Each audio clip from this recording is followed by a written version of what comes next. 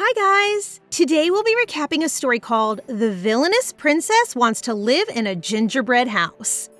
Please like the video and subscribe to the channel. It helps us a lot. Enjoy! We are introduced to Princess Anastasia, a cute pink-haired little girl, as she enters a huge room full of judging eyes staring at her. She gets close to a pool full of water and dips a toe in, wishing she could go back to her family, or as she's already at the palace, at least get some chocolate treats. Anastasia has a flashback to when she was back home with her parents, a gorgeous pink-haired woman who's keen to hand labor and a blonde man who seems more prone to cooking. They were really poor, living in a broken-down house in the outskirts of a rural village. Nonetheless, Anastasia is dearly loved by her parents, as they did their best to give her the best life they could, sacrificing their own comfort to favor her own. Her parents are also quite particular in comparison to other commoners, as her mother has a talent for swordsmanship and her father was a painter and a musician in their spare time. Moreover, Anastasia has reincarnated into this life, so she doesn't have any friends her age, for she considers them to be too immature. One afternoon, a group of knights came to their house, and immediately her father picked up Anastasia and escaped through the back door with her as her mother fended them off with her sword. Unfortunately, they were stopped again, and the knights had gotten a hold of her mother. Anastasia cried out for her, as the knights announced that they were there to escort her, a princess, back to the castle. Presently, she's attending a spirit ceremony, an ancestral ceremony in which a spirit and a human make a contract. She's frightened as she finally starts tying two and two together, realizing she's reincarnated into the villainess of a novel she's read more than 10 years before her death, so she doesn't remember much about the events. She remembers that the story centers around one of the grandchildren of the emperor, Alexei, and a normal girl who fall in love and have to face a lot of obstacles to be together. Anastasia, Alexei's cousin, is one of those obstacles. She acquired a very strong spirit, so strong she even became a contender for the throne. She'd grown up poor because of her father, Prince Yuriev, had contracted a weak spirit and had had to leave the imperial family. So once she got a strong spirit, she made a lot of reckless decisions that led to her downfall. Our main character is completely appalled. She only wished to fulfill her dream of being a baker in this new life, but she sees that it won't be as simple as planned. The ceremony begins once Alexei and the emperor enter the room. It's finally time for Anastasia to go to meet her spirit, and we return to the initial scene of the story. She submerges herself in the pool, hoping to get a normal spirit so she can return to her rural life.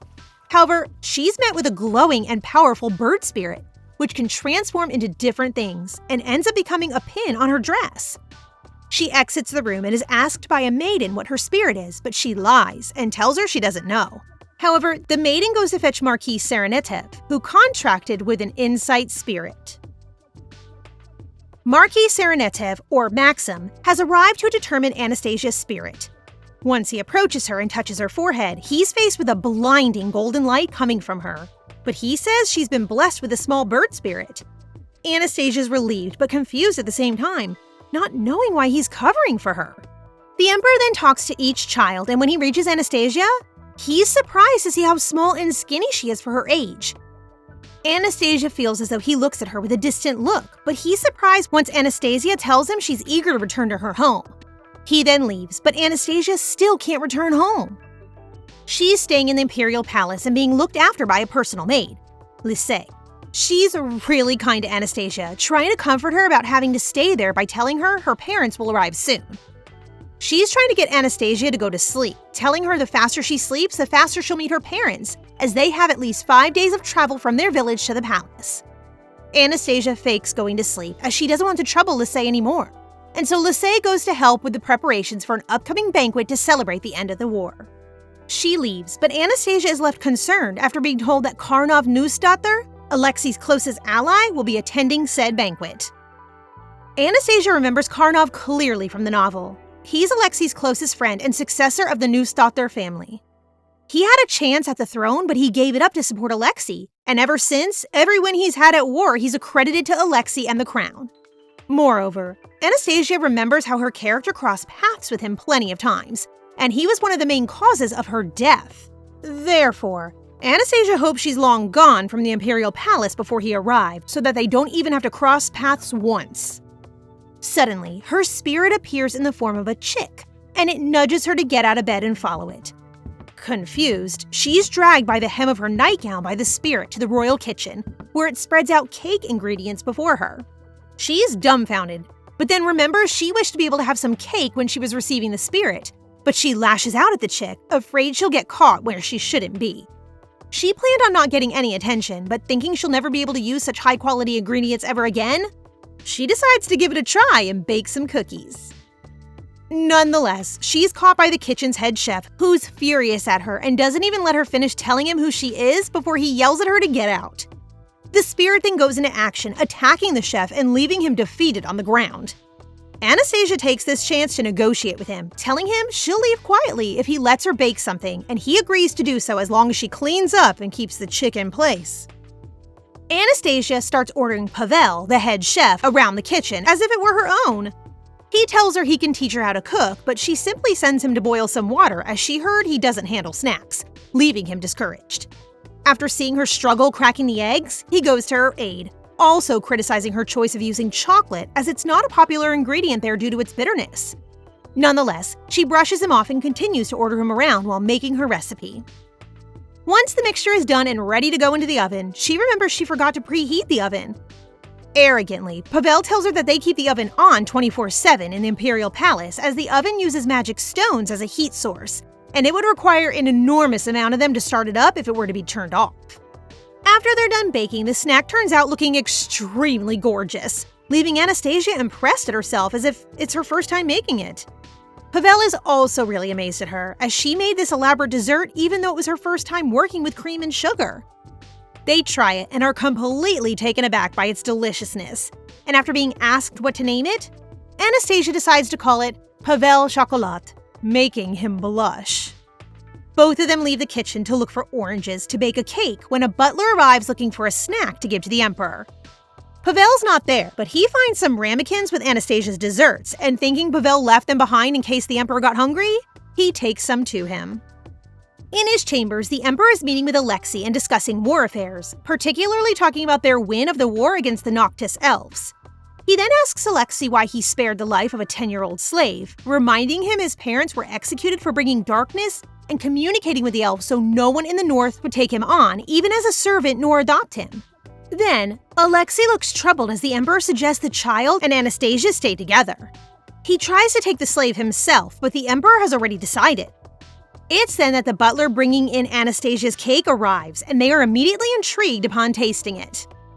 Back in the imperial kitchen, Pavel left Anastasia alone as soon as they returned and noticed that 2 of the ramekins were missing, and he left to go look for the cake thief. As she's waiting for him there, the butler barges in looking for Pavel in a hurry because the emperor has asked to speak to him after tasting Anastasia's cake. The butler is horrified as soon as he heard that Pavel didn't make the snack, as he thought it had been prepared for the emperor. And now the emperor is looking for the one who made the cake. Anastasia asks him if the emperor looked angry or upset, but the butler couldn't tell. So, afraid Pavel will get punished for something she baked, Anastasia tells the butler she's the one who baked the cake and tells him to take her to see the emperor. Once in the emperor's parlor, she admits to having baked the cake he ate as he looks at her with stone-cold eyes. Anastasia explains to him that she insisted Pavel let her to bake in this kitchen, as she wanted to make something for him before she left the imperial palace to return home. The emperor asks if her father taught her how to cook, but she tells him she never baked before as they were too poor, although she has a baking book with pictures she studied every day. He then asks her how she got the cake to have that color, when Anastasia notices like a colored aura around her grandfather. She answers that Pavel got some chocolate from Baron Saratov, so she used that. Anyhow, the emperor tells her that he'll be giving her a gift that'll be arriving in a few days. But Anastasia, not wanting to gather too much attention, tells him Pavel helped a lot and that she'll be returning home soon. Anastasia also notices the emperor's shawl shift, seeing an opaque thing coil around him. After Anastasia is escorted out of his room, the emperor starts talking to his spirit, Shamal, asking if Anastasia saw it. Shamal tells the emperor he was curious about her, so he got close, as she doesn't appear to be interested in the emperor at all and wants to return home most of all. This trait reminds the emperor of Uriel, his youngest son and Anastasia's father, who ran away from the palace. After being asked, Shamal tells the emperor Anastasia contracted the small bird spirit, even though he doesn't seem too convinced about it. Back in her room, Anastasia hears a voice talking back to her. It's the chick, her spirit, who finally introduces itself as the Great Sensory Spirit. Shocked, Anastasia asks the spirit why it hasn't spoken to her up until now, and annoyed, he tells her it's because she was too weak herself. Then, she asks him if he's the reason why she's been starting to see colors around people, and excitedly, the spirit tells her that those colors represent people's emotions, and that is one of many abilities she's gained from him. Stunned, Anastasia floods him with questions about how to use this ability, but the spirit cuts her off and tells her he doesn't know. Anastasia accuses the spirit of not knowing the answer she needs, but the spirit simply states that he doesn't need to know them and it's up to her to find them out, telling her that he's the reason she baked such a good cake in the kitchen, as the spirit can do anything that requires the senses. Excitedly, Anastasia informs him she'll be using him as a recipe book, saying how she'll use the imperial kitchen 10 more times before leaving the palace.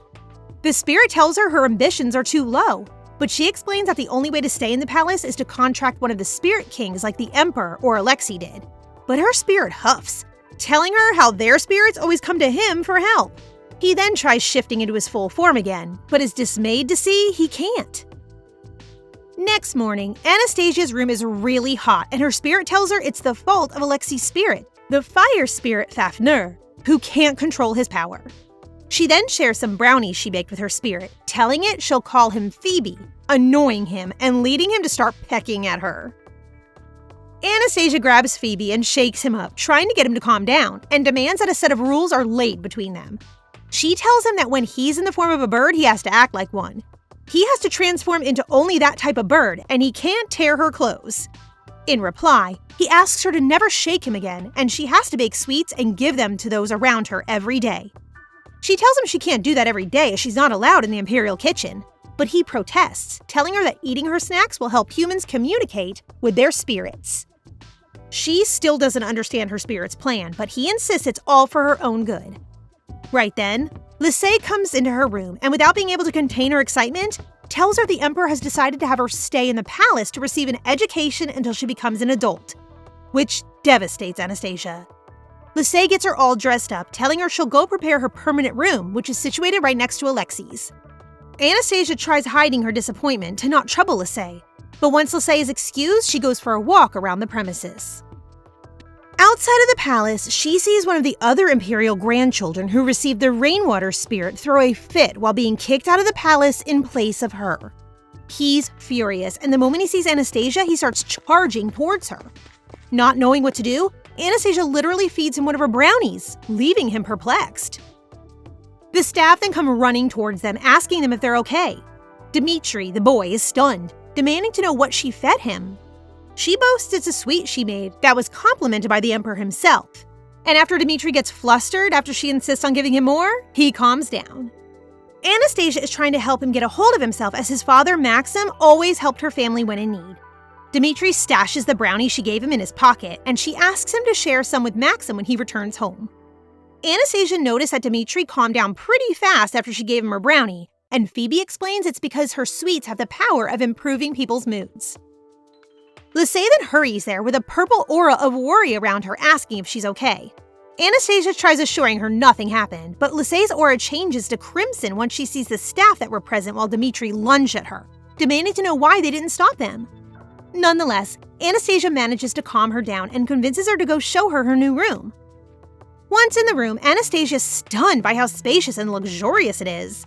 She's even more stunned to see a door connecting her room to Alexei's. And Lisey tells her that Alexei really wants to get close to her and asked for them to study together. Anastasia doesn't understand why her cousin wants to take classes with her, as she's really far behind compared to him. She enters the study to find him reading a book, feeling as though he's acting cold towards her. She tries addressing him by his title and even their heir familial relationship, but he's turning down everything she says until she directly calls him Alexei, making him shift and blush in surprise. Finally, she settles on calling him Alyosha. Their tutor then comes and they start studying, but as each has their own things to read, they don't speak at all, leaving Anastasia to wonder why he wants her there. She returns to her room, frustrated at the whole situation, and telling Phoebe Alexei dislikes her. She has a small box with some jewelry she's picking up in order to sell to get money to run away, but she doesn't even know where her home is. Phoebe tries calming her down, telling her that Dmitri dislikes her, but he's not sure about Alexei, and remembering how she handled the situation with Dmitri, Anastasia gets the idea to gain Alexei's friendship by baking him some sweets. She goes to the kitchen where she meets Pavel, and after some convincing, he lets her stay and practice cooking in his kitchen. He clearly has no idea she's an imperial grandchild, but she prefers it that way. Anastasia asks Pavel if there's any chocolate left over from yesterday, but he shyly admits he spent the night experimenting with it, so there's none left.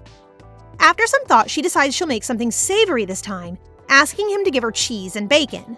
She's trying to make some salty scones, but she needs some leavening agent in order to make them, and it yet doesn't exist at that time. Nonetheless, she remembers that baking powder can be made using baking soda found in stomach medicine of the time, tartaric acid, and starch powder in a ratio, Phoebe tells her.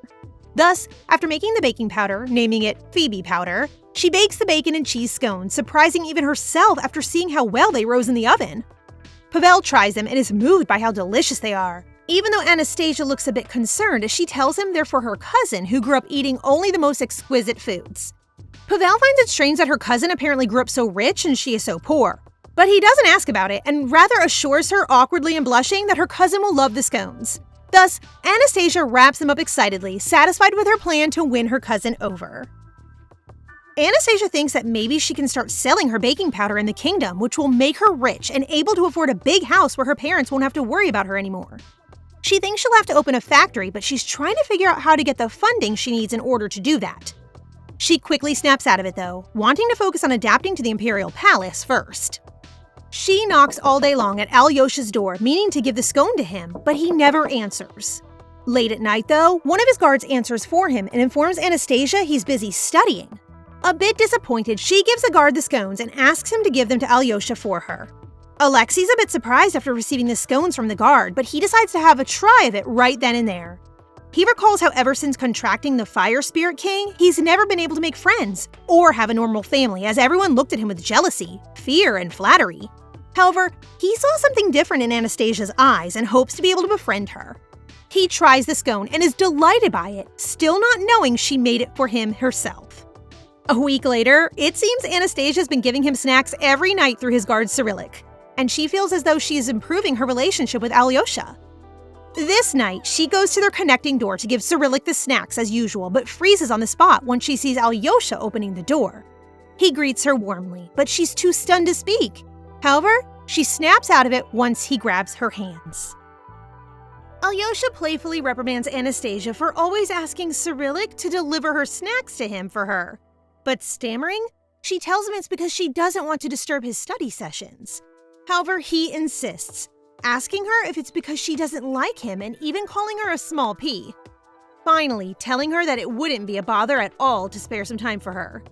Completely flustered, Anastasia tells him she doesn't want to play with him, breaking his spirit a little bit. But she hastily corrects herself, saying it's that she just wants him to enjoy the snacks and smile because of her a little bit. He replies by saying he always smiles when he sees her, but being brutally honest, she tells him she wants him to smile genuinely. After that, she completely shies away, scurrying to bed and leaving him behind with some more scones.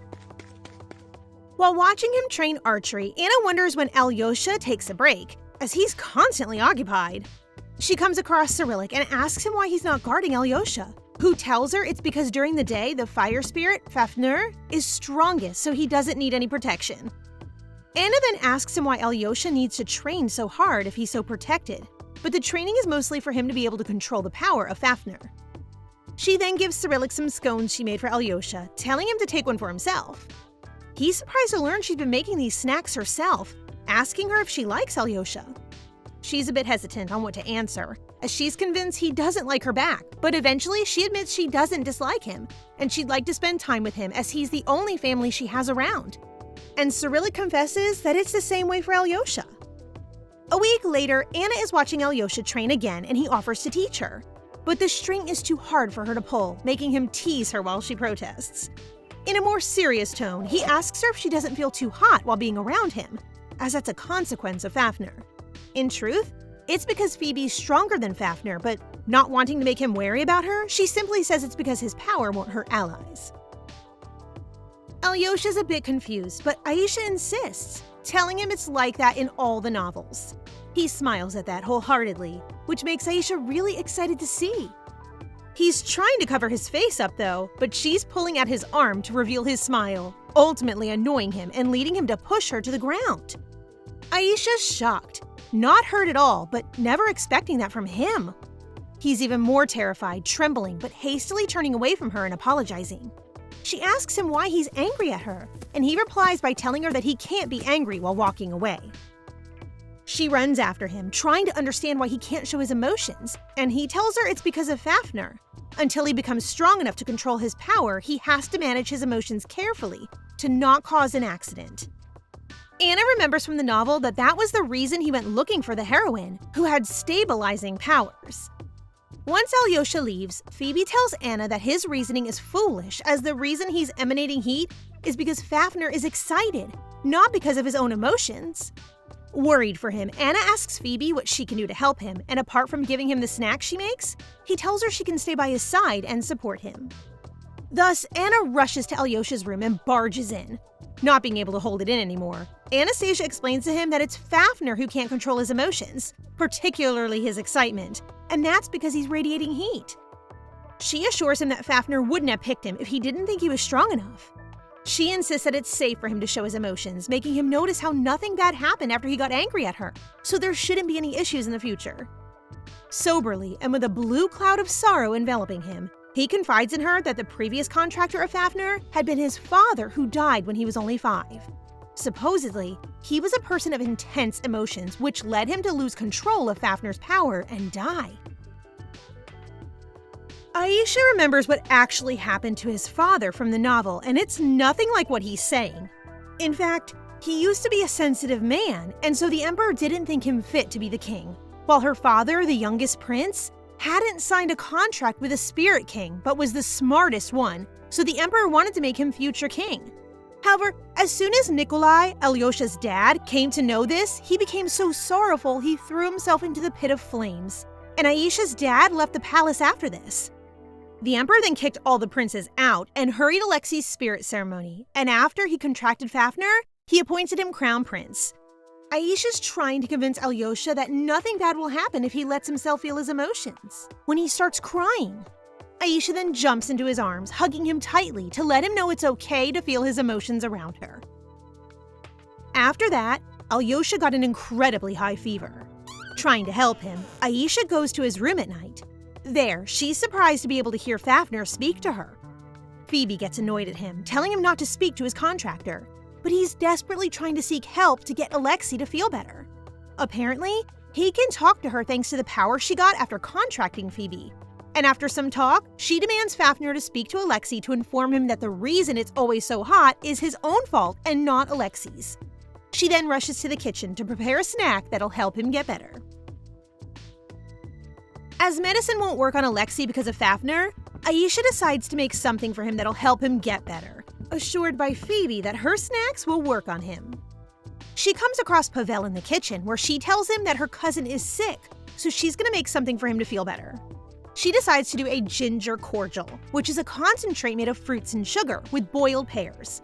She's gonna add cinnamon to the cordial as well, as it's good for colds, even though she really hates it. She then asks Pavel if he shouldn't be heading home already, but he says he'll stay as he's never seen anyone make ginger cordial before. Aisha apologizes for making him stay overtime, but he just laughs and pats her head. After the cordial is done, Phoebe tells Aisha to add milk to it as its taste is too strong. And the end product is so delicious she can't believe it contains cinnamon. She then rushes to Alyosha's room to give it to him, and luckily he appears to be awake.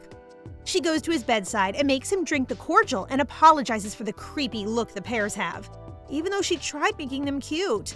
Surprised, Alyosha asks her if she made it, and she tells him she did, even showing him a cut she got while cooking and encouraging him to eat more to get better, feeding him the pears like a baby.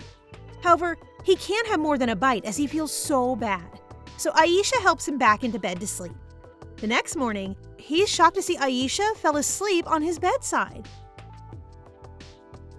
Concerned, Alyosha wakes Aisha up and asks her if she stayed there all night, but without skipping a beat, she asks him if he's feeling better, checking his temperature. She then gives him more of her ginger milk, telling him she stayed there because she was worried his fever would rise, and admitting she'll probably skip that day's classes because she's really tired.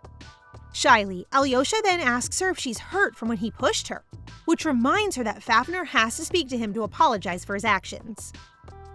Aisha grabs a candle and demands Fafnir to give Alexei an apology, and even though Aisha can see and hear him apologizing, Alyosha doesn't seem to be able to hear anything, making Phoebe laugh at Fafnir.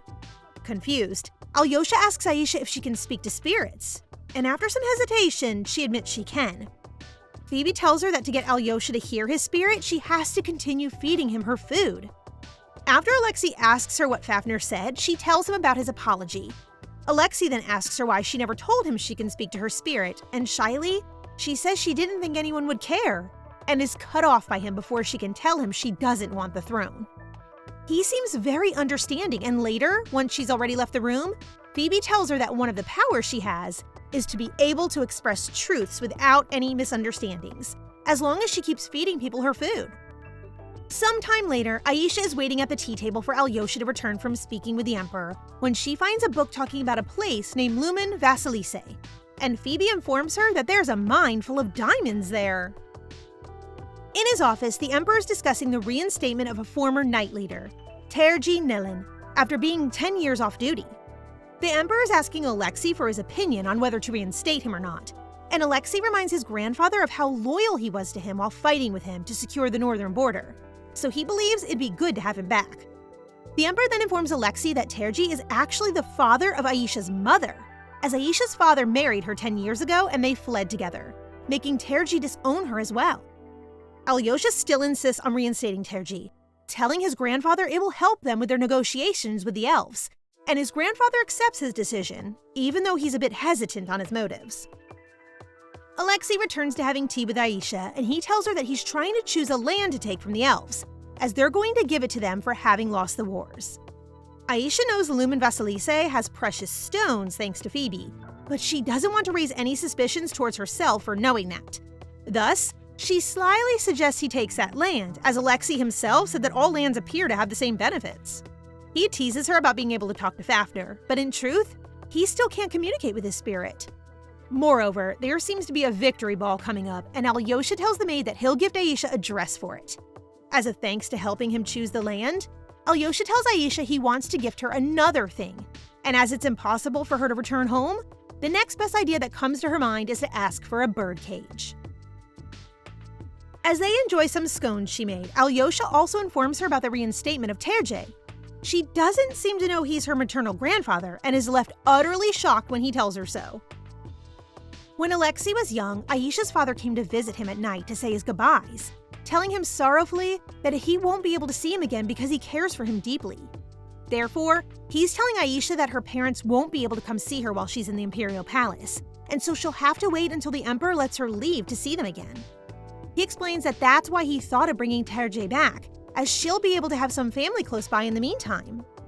However, Aisha doesn't seem to be too keen on the idea, insisting she has him as family and that as long as he's there, she won't be lonely, moving him deeply. However, he stops himself while reaching out to touch her, grabbing his arm while telling her that it's unavoidable that he comes now, so that if Terji makes her uncomfortable in any way, she should tell him. Some days later, the party of knights that defeated the Noctis elves arrived at the palace. Aisha's pretty nervous about meeting Karnov Nusdatter, as he's the one who killed her in the original novel, but Alyosha's pretty excited to see him as he's his only friend, telling Aisha he'll befriend her as well. The Emperor hears Aisha call Alexei Alyosha and asks about it, and she cutely explains that he wouldn't have her call him anything other than that nickname, even making Alyosha uncomfortable by forcing him to call her Aisha in front of the Emperor. Everything falls silent as the knights enter the throne room, and amidst all that, Pavel, who's in the crowd, sees Aisha sitting in one of the imperial seats. She waves at him, thinking she'll have a lot of explaining to do later. After the knights introduce themselves, Aisha stands up to leave and let Alyosha and Karnov have a heart-to-heart without her interference. But she trips on her shoe and is caught from behind by Alexei right before falling. Alyosha then tells Aisha that he'll carry her to the palace if she's hurt, picking her up and carrying her around princess style. Aisha gets really embarrassed, demanding he puts her down, but he insists. That's when they come across Marquis Valery Shapiraquin, another one of their uncles. Alyosha's treatment towards him is ice cold, and Valery doesn't seem to like how close Aisha and Alyosha seem to be.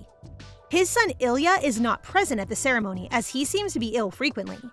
Moreover, Aisha remembers him from the original novel and remembers how he used to fill her character's head with manipulative gossip, so she wants to stay as far away from him as she possibly can. On the other hand, Valerie makes a comment to Aisha about calling Alexei Alyosha, telling her that she has to respect proper etiquette. This really angers Alexei, who harshly tells Valerie he has to respect etiquette towards him but not Aisha, making him even more displeased, and then leaves him standing there. As Alyosha carries her to the palace, Aisha feels true warmth from him. They are honestly so cute together. Later on, as Aisha and Alyosha are having tea, Alyosha confronts Aisha about her not wanting to attend the victory ball. In truth, it's because she's really afraid of talking to Karnov, fearing he'll hate her and want to kill her. But she simply says it's because she thinks it'll be boring. Right then, Karnov unexpectedly enters the room looking to chat with Alexei. But upon noticing Aisha is there, his face instantly turns stone cold. Phoebe insists to Aisha that she approach Karnov and go talk to him, even telling her to hug him, making Aisha become extremely confused. Karnov tells Alexei he has to speak to him privately, so Alexei excuses himself to Aisha for a bit while they go outside to speak. There, Karnov notices how much Alexei has changed and how he seems to be smiling more. He asks about Aisha, and Alexei explains to him that she's his cousin and was allowed to stay by the Emperor after she contracted the bird spirit. Karnov seems a bit wary of her, asking Alexei if she sees him as her only cousin, and Alexei tells him she does. However, he's worried people with ill intentions will start trying to take advantage of her once they learn she's so close to Alexei, so he asks Karnov for help in protecting her. After they return from their talk, Phoebe still insists to Aisha that she go talk to him, but after Karnov throws an icy look her way, she desists. It's finally time for the victory ball, and Lisey is helping a very reluctant Aisha to get ready. She insists she isn't going to go, but still, she's all dressed up and ready for the event when Alyosha goes to pick her up at her room. He convinces her to go in the end, but he's called by the Emperor before he can escort her there, so she ends up entering the ballroom alone. Actually, Aisha remembers from the novel that in that ball, her character made a lot of fake friends who only wanted to reap power off of her instead of actually helping her. So that's why she's so reluctant to go. Nonetheless, she enters the ball and everyone starts gossiping about her. That's until Karnov approaches to greet her, and everyone falls silent as it seems they are all fearful of Karnov. Phoebe starts playing matchmaker as soon as he sees Karnov approach Aisha, telling her to grab his hand and talk to him and even kiss him. He tells her it's for the best in the world, but she doesn't understand what he means, so she simply ignores him and greets Karnov as Lord. She becomes very uncomfortable as he stands next to her without even saying a word, so she tries making him go away by telling him Alyosha will soon come after speaking to the Emperor. He doesn't seem to care at all, but corrects her after she calls him Lord again, telling her that it's wrong for her to address the Crown Prince through a nickname, but refer to him through his honorary title. Then, he tells her it'd be best for her to leave the Imperial Palace as soon as she can, so that she doesn't attract any person that may try to use her to gain power. Aisha understands he's trying to protect Alyosha, but after he tries telling her to stay away from him, she snaps and confronts him without beating around the bush. She tells him that she won't befriend anyone other than Alyosha or him, even teasing him about becoming best friends with him if it'll calm him down. Annoyed, he tells her not to get close to him, but he has to leave her behind suddenly after a loud clash is heard from somewhere in the ballroom. It's then that Maxim appears, greeting Aisha from behind. He asks her about her time adapting to the palace, and she tells him she's fine because she has Alyosha. After he gifts her a headband, she asks him about his insight powers, remembering how he'd identified her spirit as a small bird spirit. Maxim admits to her that his power allows him to have good perception of the world, even if it may be wrong, telling her he did recognize a powerful spirit contracting her, but as he couldn't identify it, he said it was a small bird to buy her some time. It's then that Alexei appears, and with a gloomy atmosphere about him, he picks up Aisha in his arms, asking Maxim if he's been bothering her. Aisha's surprised but excited to see Alyosha, who's throwing daggers at Maxim with his eyes. Maxim protests at this, telling him how he's still acting cold towards him, but he notices how he should watch his words, as Alyosha seems very protective of Aisha. Maxim tries patting Aisha's head as a goodbye, but Alyosha quickly slaps his hand away, making the air tense between them. Maxim then tells Aisha he has something her parents sent to her from home, explaining how her father has his reasons for not being able to go see her in the palace. After a moment's silence, Aisha smiles warmly, telling him she knows and it's all right as long as they are well themselves.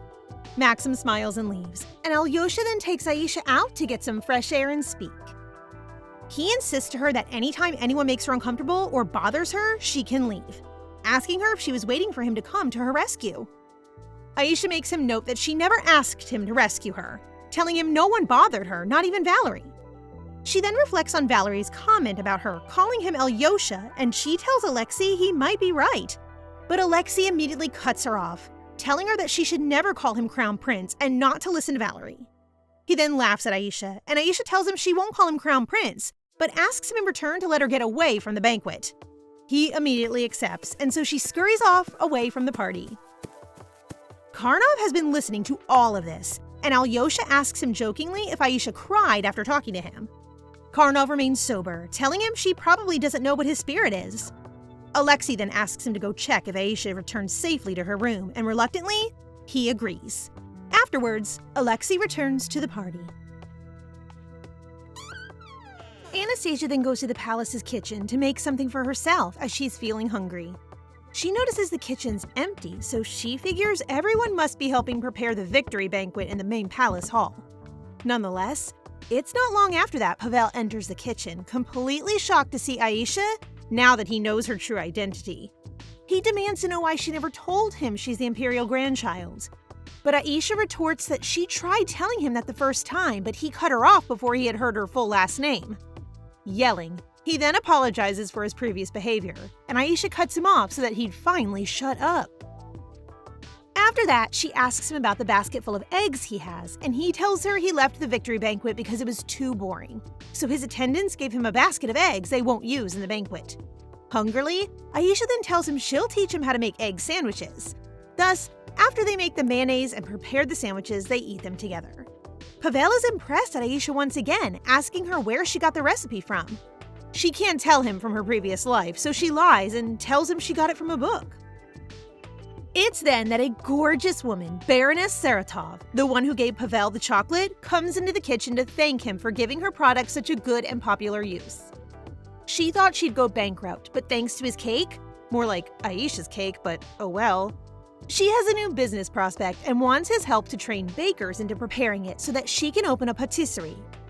Aisha looks at the contract but is not convinced by the offer of only 10 million karas and 30% of the profits. Aisha starts negotiating with the Baroness, telling her that without their chocolate cake, her southern trade route would go bankrupt, so she should be more generous with her offer. Aisha goes even further, telling her that without their recipe, her chocolate is useless and will not sell. Therefore, Aisha tells her that without her recipe, she's doomed, so she'll have to up her offer.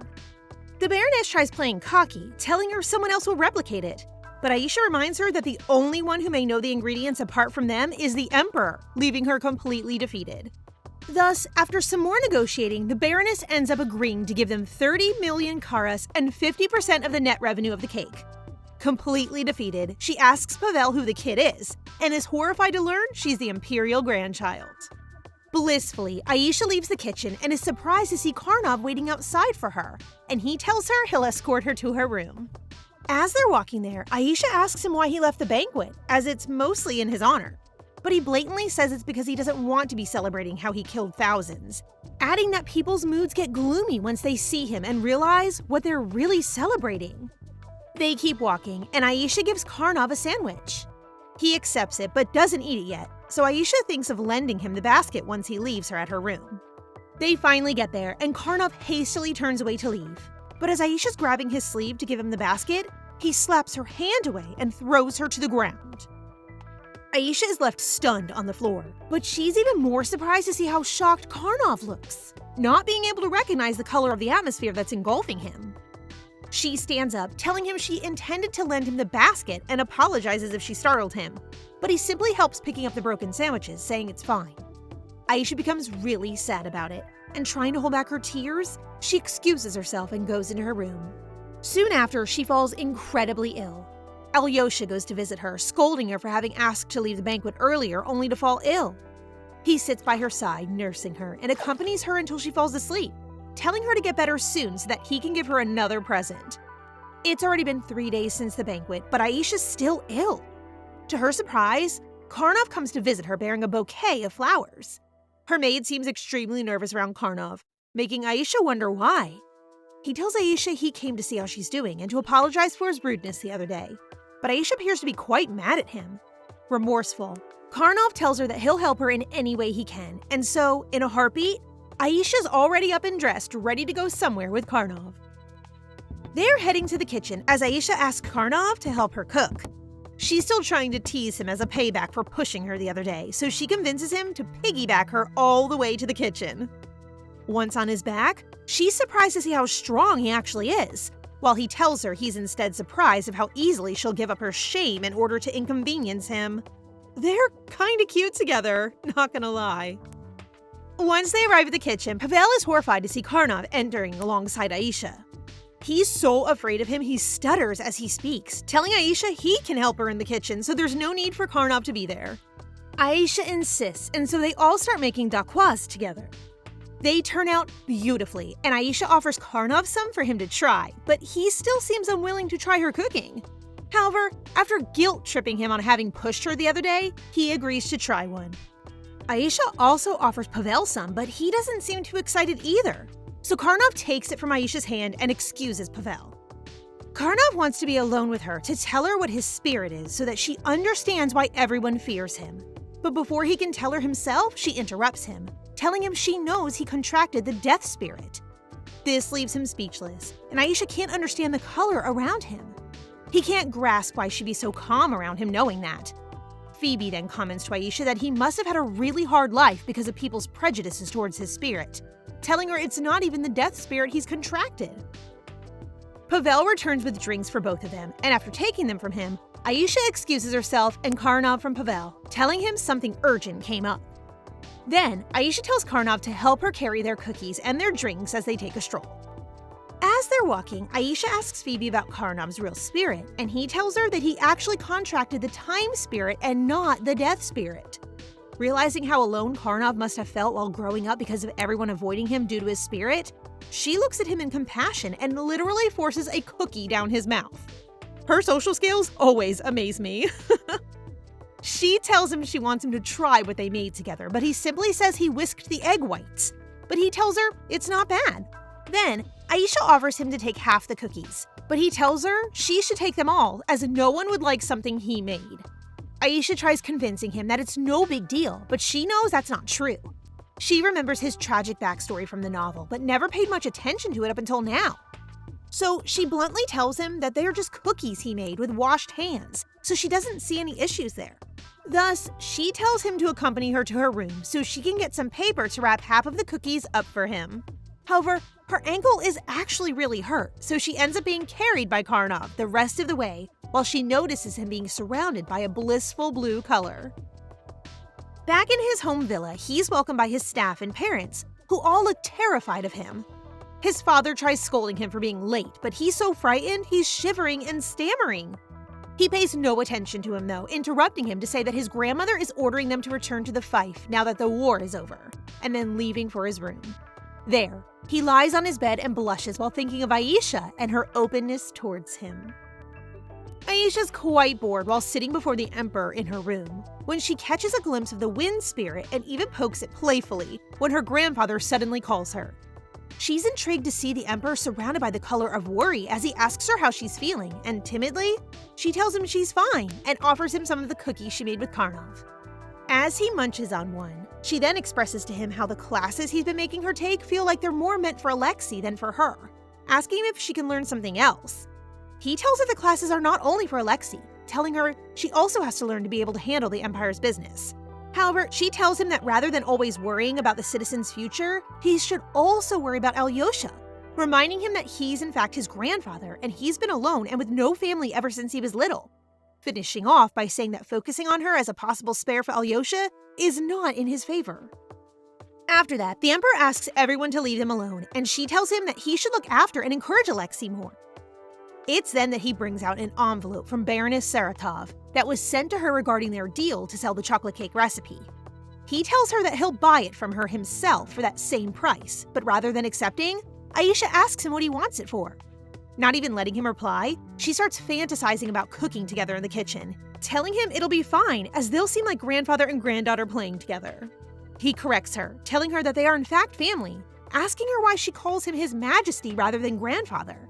He gets offended at her elusiveness and ends up giving her everything she asked for, but she cuts him off, telling him there's something else she wants. So he tells her he'll grant her wish only if she calls him properly.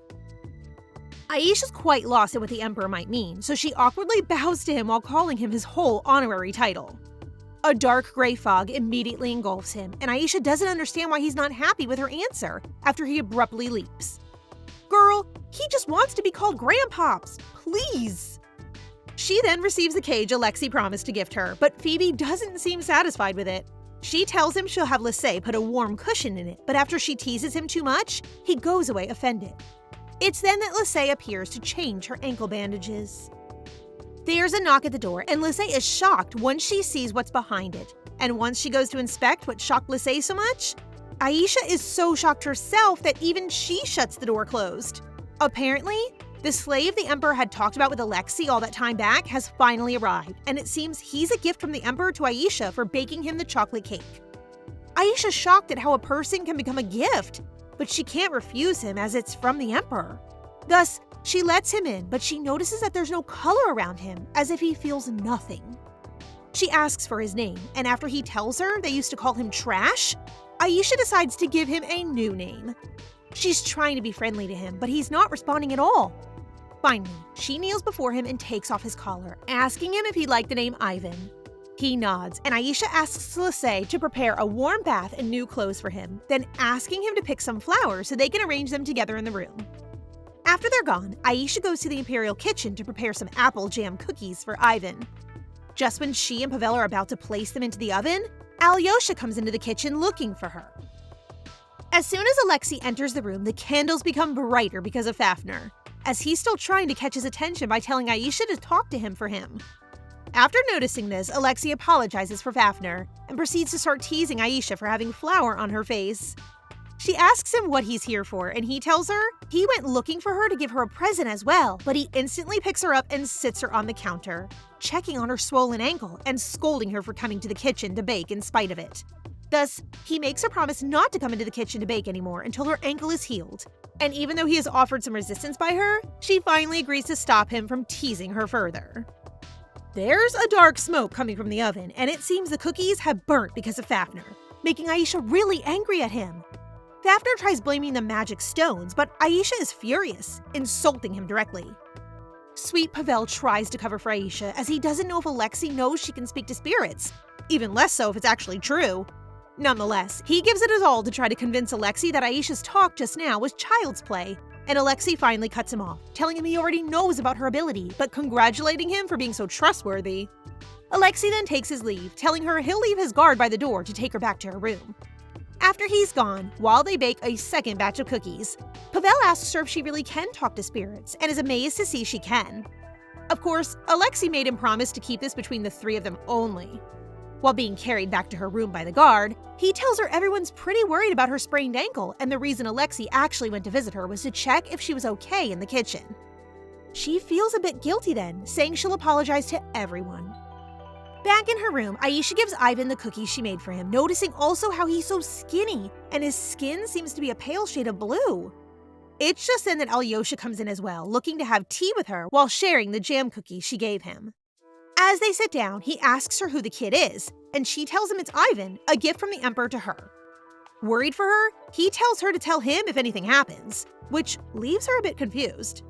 Aisha then asks him if he was busy today, and he informs her that that's the last day he'll be able to rest, as he'll be preparing for the arrival of delegators from the Noctis Elves in spring. Therefore, he tells her he's arranged for Karnov to come every evening to play with her, making her anxious. On a different note, her parents' letter and her things from her home have finally arrived. In the letter, they tell her they won't be able to go to her for the time being, asking for her understanding.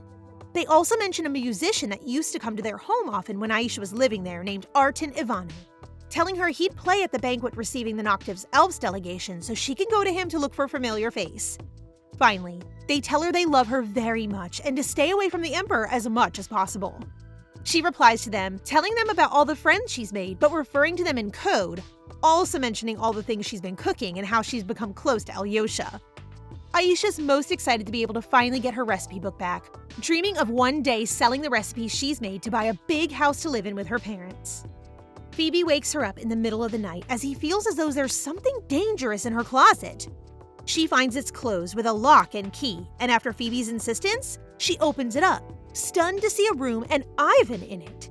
As soon as he sees her, he kneels, but Aisha tells him it's not necessary. He tells her that the attendants told him this was his room, while Phoebe informs her, extremely agitated, that he's a Noctis elf, asking what he's doing there as they can't come out of the north. As Phoebe keeps looking at him, he notices he's not only an elf, but half human, half elf, and he becomes appalled by his existence. Aisha tells him it's not that deep, but he insists, insinuating it's sort of a natural aberration. He then senses Ivan has frastille inside of him. He explains a frastille is a fragment of the blade of sin, and there are 4 left in total in the world after a 5th one was destroyed. Adamantly, he tells Aisha they have to fix him. He explains that Noctis elves have the ability to cut out their emotions and thoughts, and he did just that to himself, but is now unable to return to normal. He's lost his ability to express and speak for himself, so Phoebe tells Aisha that they have to help him get back, so she has to feed him more of her baked goods and stay close to him. After that is dealt with, he'll take care of the fractilles lodged inside Ivan's heart himself. Aisha decides to start by improving Ivan's living situation, so the next morning she heads to the Emperor's office to have an audience with him. After waiting a long time, she's finally able to get to see him. She greets him and gives him one of her apple jam cookies, which he immediately eats half of. He looks both happy and disappointed after receiving the cookie, and Aisha's still unable to understand what upsets him about her. The Emperor then asks her what she wants, even referring to her cookie as a bribe for him. Aisha feels her grandfather's being mean to her, and so the Wind Spirit gives her some tips, telling her to call him something other than His Majesty. Finally, she calls him Grandpa for the first time, making him radiate a color of happiness. After she got her grandfather all prepped up, she makes a request to have Ivan become a commoner rather than a slave so that he can be her personal attendant. The Emperor looks intrigued by this, but he explains that not even commoners or knights can become attendants, also mentioning how Lisey used to be a friend of her mother's before she got married. She tries other proposals to elevate Ivan's statue, but they're all turned down, so she resorts to the old and trusty puppy eyes. Unable to refuse them, the Emperor agrees to make Ivan a commoner from now on. Aisha then jumps up in excitement, falling to the ground after hurting her ankle again, which causes the Emperor to jolt up in worry. She assures him she's fine, and the Wind Spirit talks to her again, telling her to come visit more often as her grandfather often misses her. Back in her room, Aisha is being scolded by Lisey for hurting her ankle again, and further so, for going to request something from the Emperor without consulting with her first. Lisey is even more surprised when she hears Aisha ask the Emperor to make Ivan a commoner, and her worry increases as Aisha tells her she wishes to move Ivan's room somewhere else, and let him learn something of his choice in the mornings. Aisha asks Ivan what he would like to learn, but he's still neutral on everything. So Aisha decides to have him learn swordsmanship, as she thinks that a healthy body will help heal his soul. Aisha then goes to the kitchen to tell Pavel her ankle is healed, but she finds him sitting in a cloud of gloom. She asks him what the problem is, and it seems that he has been put in charge of preparing the desserts for the reception of the Noctis Elves delegation. And it's the season of the year in which the Noctis Elves don't consume any products derived from cows, as their founding legend says that the first Noctis Elf got to the north while riding a sacred cow. Thus, without the possibility of using any dairy products, Pavel has no idea what to prepare for their desserts. Aisha helps him see the bright side, as she's sure that if he's able to make a great dessert, he'll become an even more renowned chef, assuring him that she'll help him by bringing an amazing recipe. Back in her room, Aisha's brainstorming ideas on dairy-free desserts. She then decides to investigate the Noctis Elves, and she learns they live around a basin named Yub-Wisan. Their leader is randomly selected, and they have a very close bond with nature. Noticing Phoebe's aggressiveness towards them, Aisha asks him why he dislikes them so much, and he says they've committed a sin by separating heaven and earth. Phoebe explains that originally, humans and spirits live separately. Humans living on Earth and spirits in the sky. But some humans and spirits had a different idea and decided to separate the Earth and the sky, so the spirits weren't able to rise up to heaven. It happened because some humans decided to use the spirit's powers to become owners of the land, becoming emperors. The sword that divided heaven and earth is the blade of sin, and the split ended up causing darkness to be created. This darkness and the blade of sin affected humans and spirits, and to stop it, they were able to break the blade into 5 pieces and seal the darkness in the north. Some humans and spirits had to take responsibility for looking after the seal that's keeping darkness away. But the conditions of the north are so harsh, humans and spirits ended up merging with each other, becoming Noctis elves. Their religion really glosses over their true origins, and Aisha wonders why they'd make up that story about the sacred cow that make them not have dairy products during Noctis. Finally, she comes to the conclusion that the elves must be lactose intolerant, thinking she'll now have to ask for Ivan's meals to not contain any dairy. Concluding their aversion to dairy cannot be helped, Aisha looks through her old recipe book and finally finds a recipe that doesn't contain any dairy. As she's rushing to the kitchen to share her recipe with Pavel, Aisha comes across Karnov and Gilhaman Elman Shirivra, the commander of the Northern War. She hides behind a wall as soon as she sees them, but is startled by Karnov leaning over her. After greeting them, she asks them what they're doing there, and after some bickering between Aisha and Karnov, the commander wisely decides to take his leave and leave the two of them alone. He knows what's up.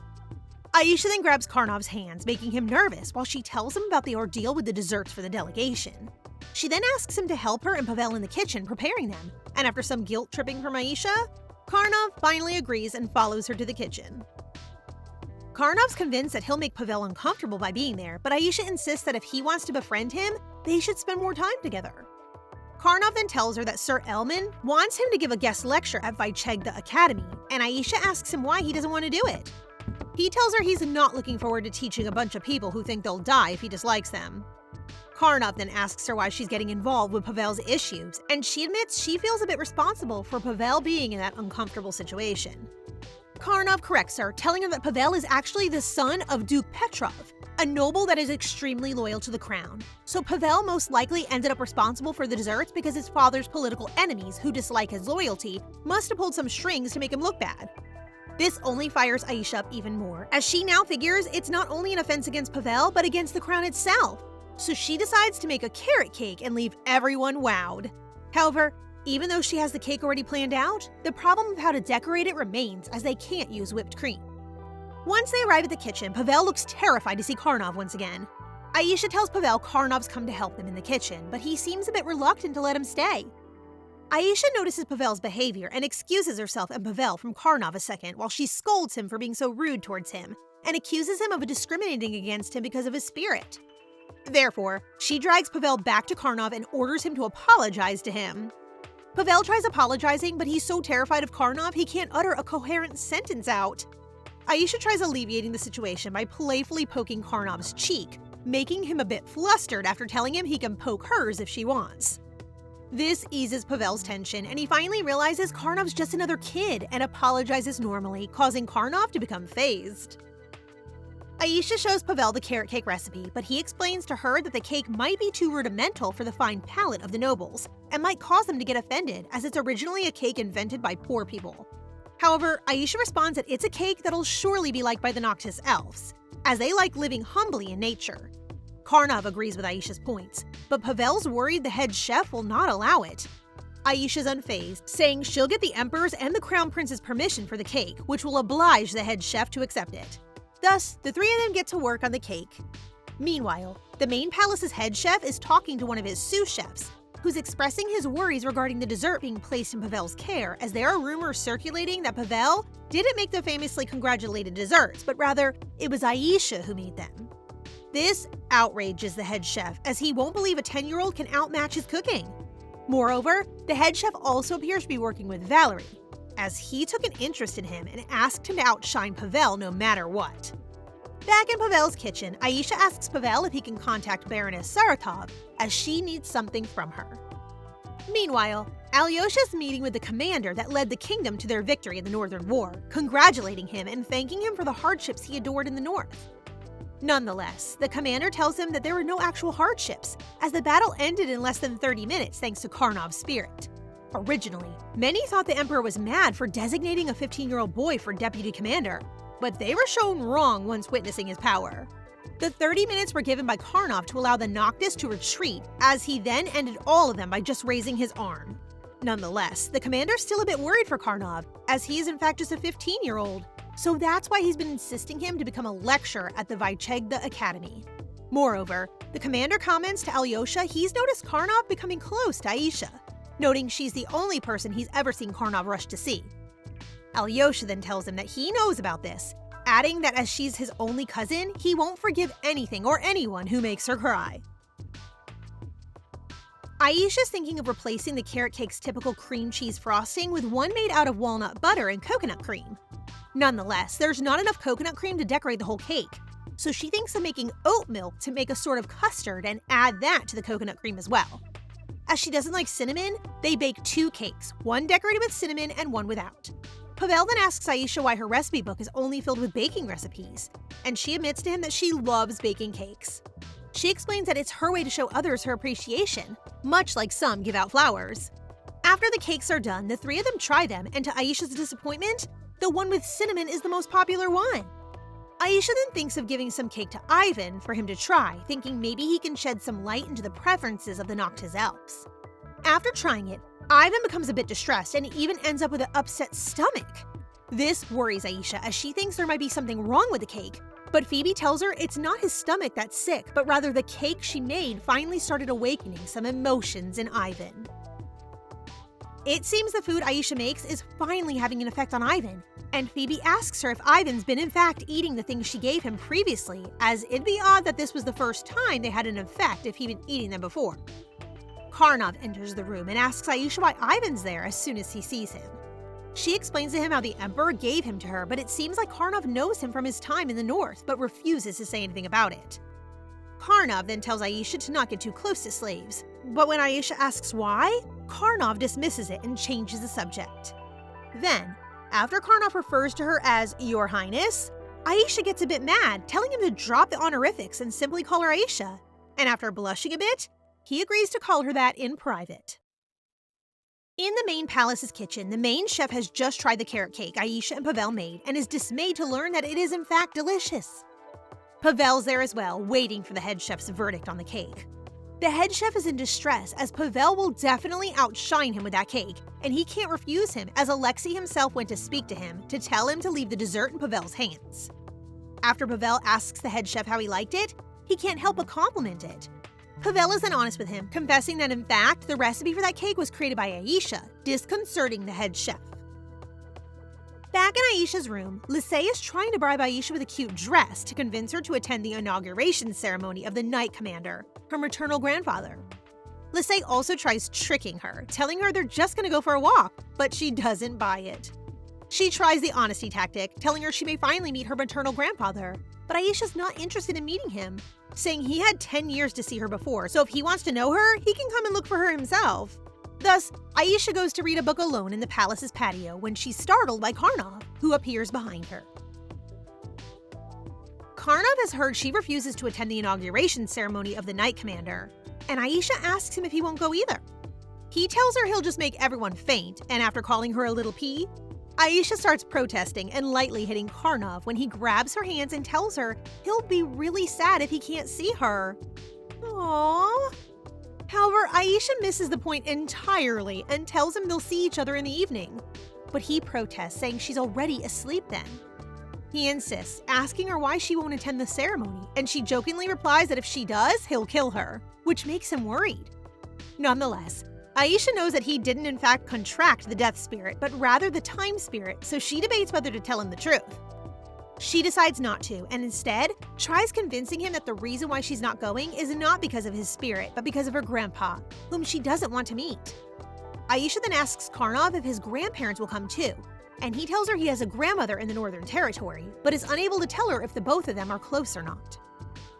Aisha's all dressed up for the welcoming of the Noctis Elves delegation, but Phoebe is not happy at all that the elves, who he considers to be sinners, are coming.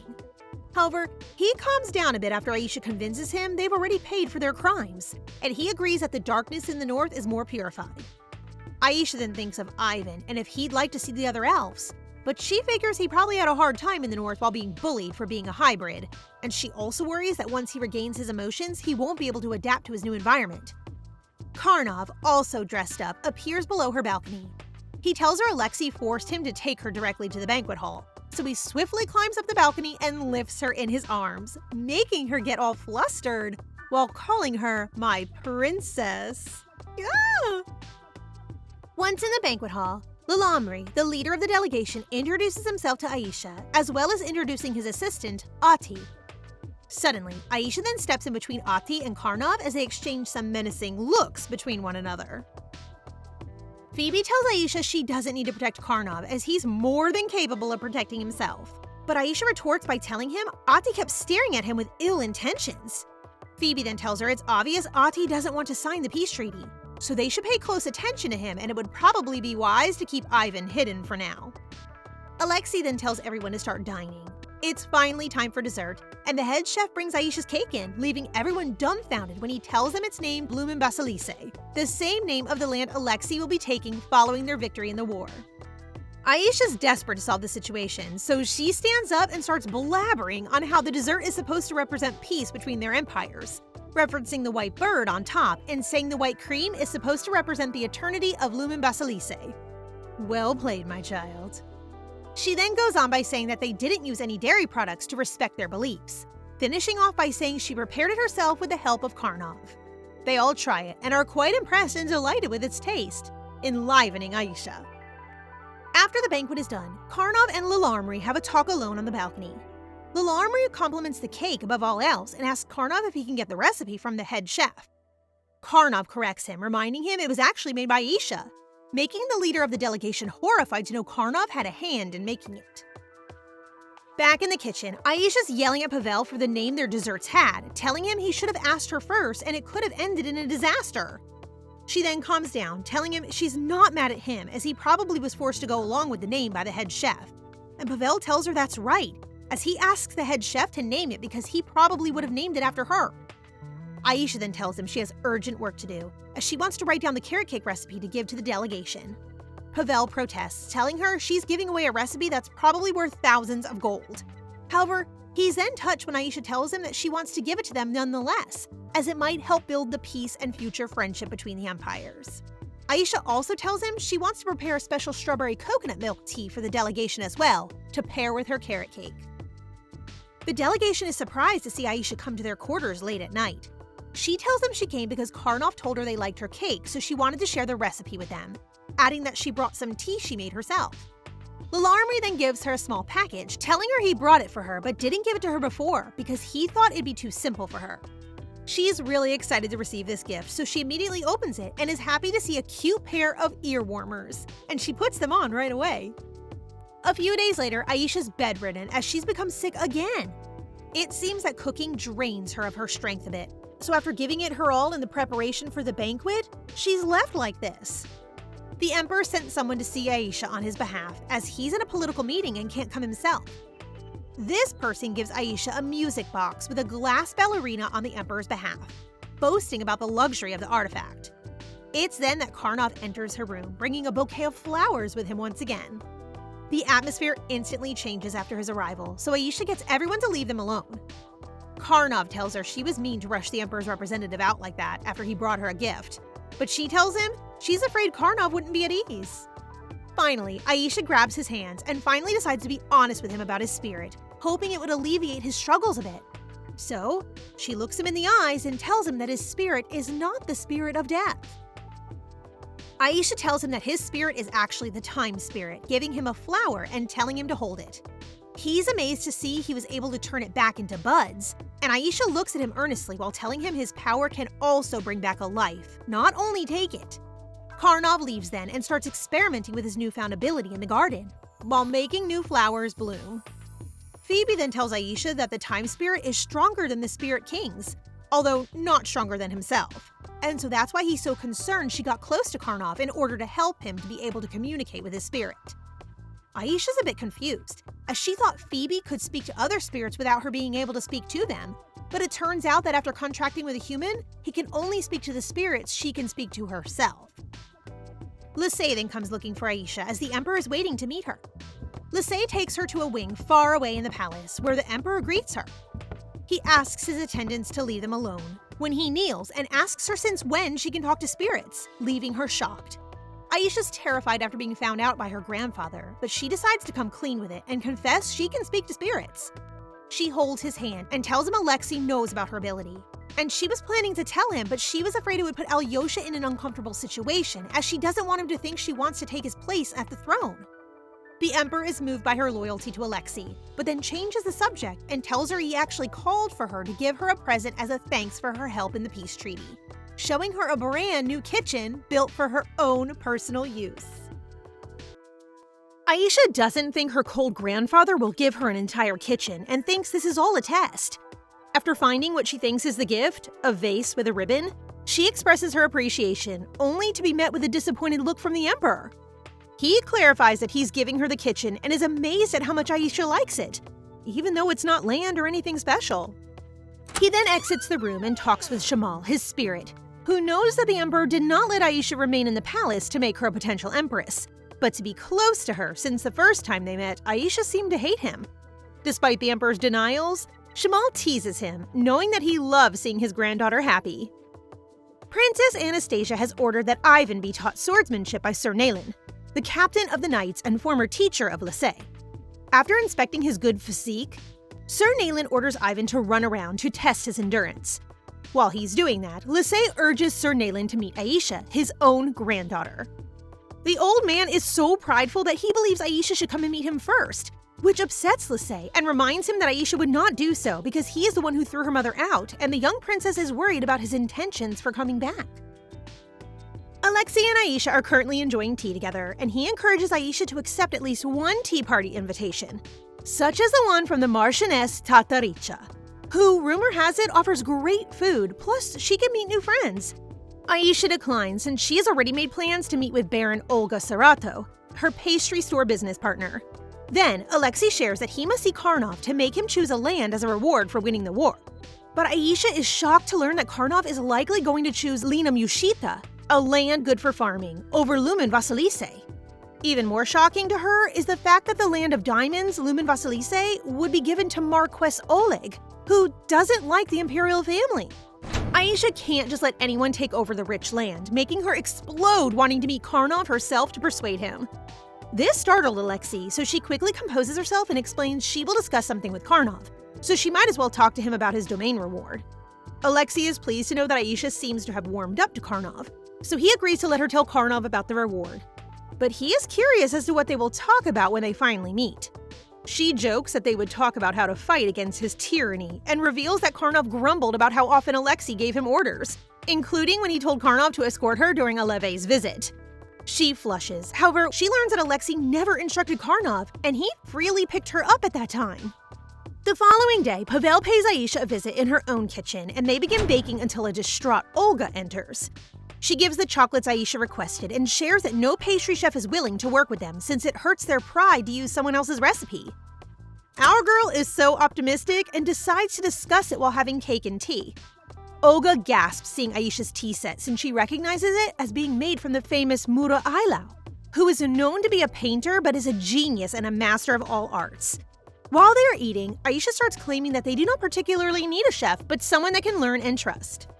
She then meets with Karnov, who can now make a flower bloom and requests that she keep his spirit a secret. People may mistakenly believe he can turn back time instead of forward time, and because there are still elves who pose a threat, it is best to maintain his spirit status as a spirit of death, so Aisha has no choice but to agree. Then Aisha asks him a favor, and that is to find someone reliable to work with her, which Karnov tries to refuse at first since everyone he knows are all soldiers. She quickly shoves a picnic bread in his mouth while she explains her plan of opening a patisserie with Olga, and they simply need someone they can trust to share her recipes with. Plus, her cake recipes are simple to make, so no prior baking experience is required. She manages to convince Karnov, and they exchange contacts so he can let her know as soon as he finds someone, while Aisha warns him that her carriage is a cute little chick. Now that that is settled, she then strongly asks him to pick Lumen Vasilise as his land reward and is taken aback when he agrees without hesitation. After their quick meeting, Karnov doesn't waste any time and goes straight to Sophia Schwick to offer her the job. Then they get to Aisha's kitchen, where our girl meets Sophia with a big smile. The two of them begin baking cookies after Aisha briefly explains that she is searching for a pastry chef and wants to see if she's a good fit for the position. After some time, Aisha is overjoyed that Sophia has innate skills in the kitchen because they were able to make some excellent cookies. However, Sophia turns down the offer not because she doesn't want the job, but because she lacks the training to be a pastry chef. And her prosthetic hand could potentially cause problems, especially for the customers. Aisha grabs Sophia's hand and asks if she will ever share her recipe or steal from her shop, which Sophia refuses, only proving that she is the right person for the job. Even Karnov attempts to convince Sophia that she should accept the post, since he believes she would benefit from trying something new.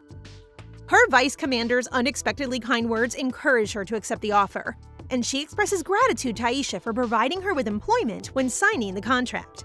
While waiting to be admitted to the Emperor's office, the Marquess speculates that Karnov wants something in exchange for handing him the rich land, given that he chose a wasteland. Karnov just states that he is doing so because Princess Anastasia has requested it. And just as they enter the office, Marquess Oleg is surprised when the ice-cold Karnov extends his regards to his sick daughter. Meanwhile, Aisha is sighing on her balcony, desperate to leave the palace, and Lisey knows it's to see the opening of Baron Sarato's shop. She is confident Alyosha would grant her permission, but she returns to her room pouting since her cousin will not let her leave alone and even invites her to an opera in the evening, after which they may go check the shop. However, Aisha can't wait until evening, so she goes out to ask the Emperor herself. She begs and pleads with her grandfather until he agrees to let her go, but only on one condition, that she brings a knight with her. Lisey is opposed to having Ivan as her guard, as he is only a trainee, so he proposes that Aisha ask her grandfather, the captain of the knight, to send her a knight, which Aisha flatly refuses because she does not want even the slightest suspicion cast on her that she's attempting to sit on the throne. In the original story, both Karnov and the Crown Prince tried to kill her, and while that is no longer the case, she still can't help but worry. As if he can read Aisha's mind, Phoebe assures her that the people around her are on her side and that she must not allow delusions to take control of her body. This amazes Aisha, but it also gives her the confidence to ask Karnov to accompany her to town. Phoebe refuses to deliver the message, and because the little yellow furball is putting up a fight, she decides to bribe him with cookies. Karnov parents can't believe he's settled in the desolate region of Lumen Vasilise, and he has no plans to explain his decision to them, for who would want to when they all look so terrified of him? Karnov goes to his room and finds Phoebe carrying Aisha's letter with him. Meanwhile, Valery has received a report that his niece, Princess Anastasia, is opening a pastry shop with Baron Sarato. He believes the Baron is attempting to gain the favor of the imperial family by charming Anastasia. And because the young princess is close to the Crown Prince, he is now assuming that the Baron is siding with the Crown Prince Alexei. He plans to punish the Baron, who is just innocently engaging in a pastry business with our girl. Karnov waits anxiously for Princess Anastasia, who eventually arrives with Lisey, and the three of them make their way to the pastry shop. Meanwhile, Sir Nayland bursts into the Emperor's office shouting, since Aisha never comes to him to take a guard with her. The Emperor explains that their granddaughter chose Karnov as her guard, so there's nothing he can do, and he advises him to see his granddaughter personally if he's curious about her. When Sir Nayland notices that the Emperor sounds so close to Aisha, the Emperor points out that Aisha's father abandoned him when he kicked her mother, so it's only normal that Aisha is resentful toward him. The Emperor also adds that if he apologizes, he's confident Aisha will forgive him, but Sir Nayland seems afraid of his granddaughter's reaction. The Emperor is being all cocky now and teases him that Aisha is never harsh on him. As they get close to the pastry shop, Aisha begins thinking about buying cakes as souvenirs, naming Alyosha and her grandfather. But when Lisey suggests she get one for Sir Nayland Taye, her mom's dad, Aisha refuses, saying that she has never met him and is confident that he will not like her before cutting off further conversation and urging them to hurry. They were all shocked to see so many people outside the shop, and when Lisey offered to investigate, she discovered that everyone was waiting in line to buy the cake, or more accurately, their cake. Lisey also learns that the word about the cake spread widely after a noblewoman, Marchioness Tataricha, tried it and praised it. Since they are customers, they figured they might as well wait in line. After purchasing the cakes, they were about to leave when they heard a woman making a scene. A woman is ranting in front of the pastry shop about the cake, and the staff is attempting to calm her down. Hearing this, Aisha grabs the piece of cake the woman throws and places it right into her mouth to see if the woman is speaking the truth, only to discover that the cake is fine and asks the woman what she is fussing about. Furious, she cries back to the woman, saying that there is nothing weird about the cake and that it was actually incredibly yummy, But the woman claims that the bite she ate tasted like trash and that the shop hired a runaway soldier instead of a pastry chef, which makes the flavor horrible. Karnov realizes the woman is attempting to sabotage the shop and asks how much she's being paid to do so, which shocks her and causes her to run away. Aisha, inside the carriage, is concerned about Sophia's emotional well-being after overhearing the woman complain about her. But Karnov reassures her that the rumor that Sophia ran away is not true and that she shouldn't let it bother her.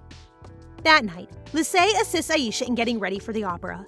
She has been gifted a stunning gown from the crown prince, but she is unsure if it will be too extravagant. The prince comes to get her, and off they go. When the two royals are spotted together, onlookers can't help but make observations. Aisha notices that the chorus members all sing better than the female lead, but she is particularly curious about the lady with brown hair, who really stands out and whom she believes she has seen before but can't remember where. She then turns to Phoebe, asking if he recognizes the woman, and Phoebe yells, claiming that it is the same woman who causes a commotion in front of the pastry shop. Aisha can't believe the singer is the customer who caused a commotion at her pastry shop, so she decides to see the singer after the show, leaving Alyosha behind. Aisha searches for the woman outside the building, while the prince scolds her for leaving without her coat and informs her that he has sent his attendant to summon the woman she's looking for. The woman approaches them, thinking they are the butler who paid her, and that she is now refusing to do that job again, even for more money. But she stops when Aisha confronts her, causing trouble at her pastry shop. The woman denies it, just in time for her son to call her. Aisha soon notices the boy is underdressed for the cold weather and is noticeably skinny. The woman finally shows her face and admits that she has no idea who the butler works for and that she has just done it to support her son financially since her husband abandoned her after discovering she was pregnant. Aisha tosses her glove to her before leaving, and as she's about to return them, the prince stops her, telling her that she can have the gloves with expensive pearls that she can sell for a high price, and asks if the butler has a scar under his right eye, which she confirms. While Phoebe and Aisha are chatting in her kitchen, the emperor comes to visit her. She serves him tea and pancakes and believes that he has already heard everything from Alyosha. The emperor acknowledges that he has heard everything and discovers that his son Valery is behind it. Aisha tells him that Zoya messed up because she has to support her son financially, and he agrees that it's his fault if one of his people is struggling and has to make a poor choice. She then begs him to find Nikki's biological father and get him to pay child support, to which the emperor responds by saying that he will pay Zoya's child support and charge the father for it, because no one would ignore paying their duty to the emperor, which makes Aisha pleased. The emperor feels her heart is so gentle since she isn't thinking about punishing the singer who caused her trouble at her pastry shop, but instead wants to help her. Karnov is aware that the reason Aisha is cooking an excessive amount of pancakes today is because she is feeling down. She denies it, but Karnov is so determined to find out why she's in such a foul mood that he unintentionally bumps his head against hers. She gives in and expresses her disappointment at hearing a negative comment about her desserts for the first time. However, since the singer was hired to comment on Aisha's pastries, Karnov doesn't see why Aisha should take it personally. So to explain, she goes on to say that one falsely negative comment, when spread, might feel as terrible as being stabbed 100 times with a toy sword. Even if Karnov gets her, he is unable to empathize with or console her since he has never been appreciated by anybody. This surprises Aisha, and she tries to convince him that even though many people fear him, others will still admire him because he is a war hero. Karnov makes fun of her for being nice, saying that she must like him that much to make such comments, which makes Aisha blush. Then he shows her a letter that a customer in her shop sent. The sender didn't write his name on the letter, but he says that he is a painter and a traveler. Aisha almost passes out of delight when the sender lavishes so much affection on her chocolate cake and offers to draw her portrait in exchange. They receive a knock and a report that her dress to wear to the tea party that Marchioness Tataricha is hosting has arrived. Karnov is aware that Aisha does not enjoy tea parties and is only going because Tataricha has praised her cakes, which is really spot on, but also because the Marchioness has a daughter the same age. Speaking of the Marchioness, she figures out that Princess Anastasia decided to attend because of her daughter Natalia. She is so worried about her daughter getting into trouble near the princess that she immediately gives instructions for her staff to hide her daughter's toys and grease the trees so she can't climb them. Sounds like a fun kid to me. Aisha is about to start making strawberry tarts for the tea party when she receives a letter from the emperor and crown prince, instructing her to go to the training grounds and select some knights to accompany her to the celebration. Then, she gets a letter from Karnov asking her to wear a cape with a hood to the tea party and letting her know that his grandma is on her way to the palace, so he is away to escort her. Since Karnov is unavailable, she has no choice but to visit her grandfather's turf to select her personal guards. And Marka, the vice captain, rushes to alert Sir Nayland that Princess Anastasia is on her way.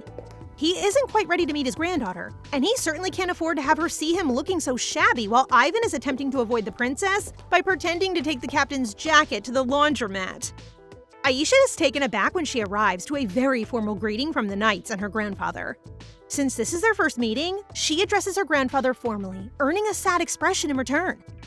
Phoebe suggests she should call him grandfather just like how she calls the emperor, but it is still too awkward for her.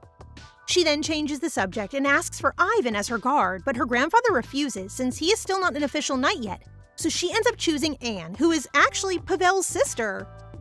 After Aisha leaves, Ivan arrives and Sir Nayland lashes out his anger at him for not getting chosen by his own granddaughter. Anne is aware that the princess did this for Sir Nayland's benefit.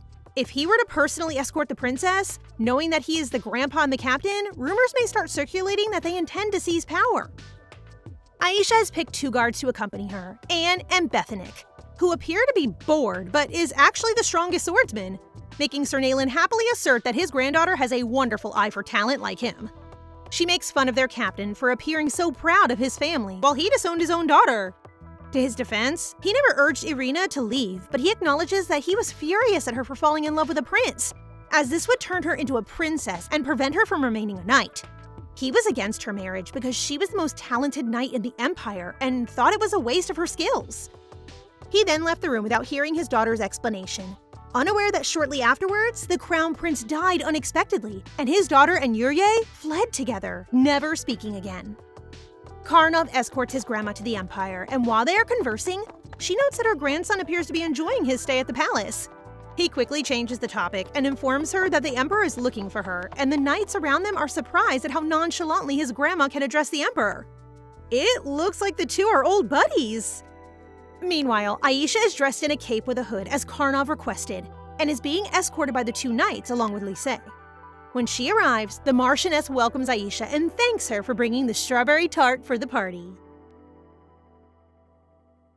The Marchioness anxiously looks for her daughter, who emerges from the bush. The girl has short hair and unexpectedly is dressed in a formal suit more commonly seen on men. I commend the Marchioness for supporting her daughter's wants. Lady Natalia greets the princess, while Aisha greets her back, complimenting her hairstyle. Then, Aisha is greeted by another noble child, Grisha, but what surprises her is to see her cousin, Dmitri. The Marchioness serves them the strawberry tart she brought with her and lets the children be. No one dared to talk, so Aisha tries to break the ice and urges them to eat the sweets she made. Natalia totally loves it, and even Dmitri starts to gobble it, amazed by how delicious it is. While the other kids are playing, Aisha approaches Dmitri and encourages him to hold his own tea party. But this is unlikely to happen since his father has no desire for any political connections. She then asks if Ilya, their uncle Valeri's son, could throw a party. But Dmitri thinks it's also impossible because Ilya is such a crybaby in public. After Dmitri escapes because Aisha keeps trying to get him to convince their cousin Ilya to hold a party, Lady Natalia invites Aisha to check out her secret base. On their way to Natalia's secret base, Natalia treats her to a snack of berries she picked from climbing a nearby tree. Aisha thinks the fruit is great for making wine, and soon enough, they find themselves in Natalia's run-down but interesting outpost. They go inside, and it's clear that Natalia's mom is really supportive of her, as she even installed a heater in her cabin to keep it warm. She then shares her book full of drawings of leaves and seeds that she collected in the forest, and she is pleased when Aisha shows interest in it and even requests that she show her anything new she finds in exchange for sweets. It is already getting dark, so the servants start to look for them and are surprised to see Natalia sleeping on the princess's lap. After putting Natalia to bed, the Marchioness apologizes to Aisha, but becomes so touched when the princess expresses how much she enjoyed her time with Natalia. Before leaving, Aisha made sure to express her gratitude for the kind feedback she'd given on her chocolate cake, since it gave her so much encouragement after her shop had a scandal. She is now riding in the carriage, sharing the cookies she received from the Marchioness with the knights and even asking Anne to give some to her grandfather. The carriage, however, comes to a halt when word arrives that Karnov is in the area and eager to greet the princess. Aisha goes outside and gives Karnov some of the cookies, while the young guy invites her on a horseback trip to the palace with him. Although Lisey and Anne are watching, Karnov nonetheless puts the princess on his horse and makes sure she's comfortable. He then asks her to lean on him while fixing her hood, which makes Aisha realize that this is why Karnov asked her to wear warm garments all along, because he has already planned their horseback riding. On the way, she happily tells him about her first successful tea party and the shastling berries the Marchioness gave her.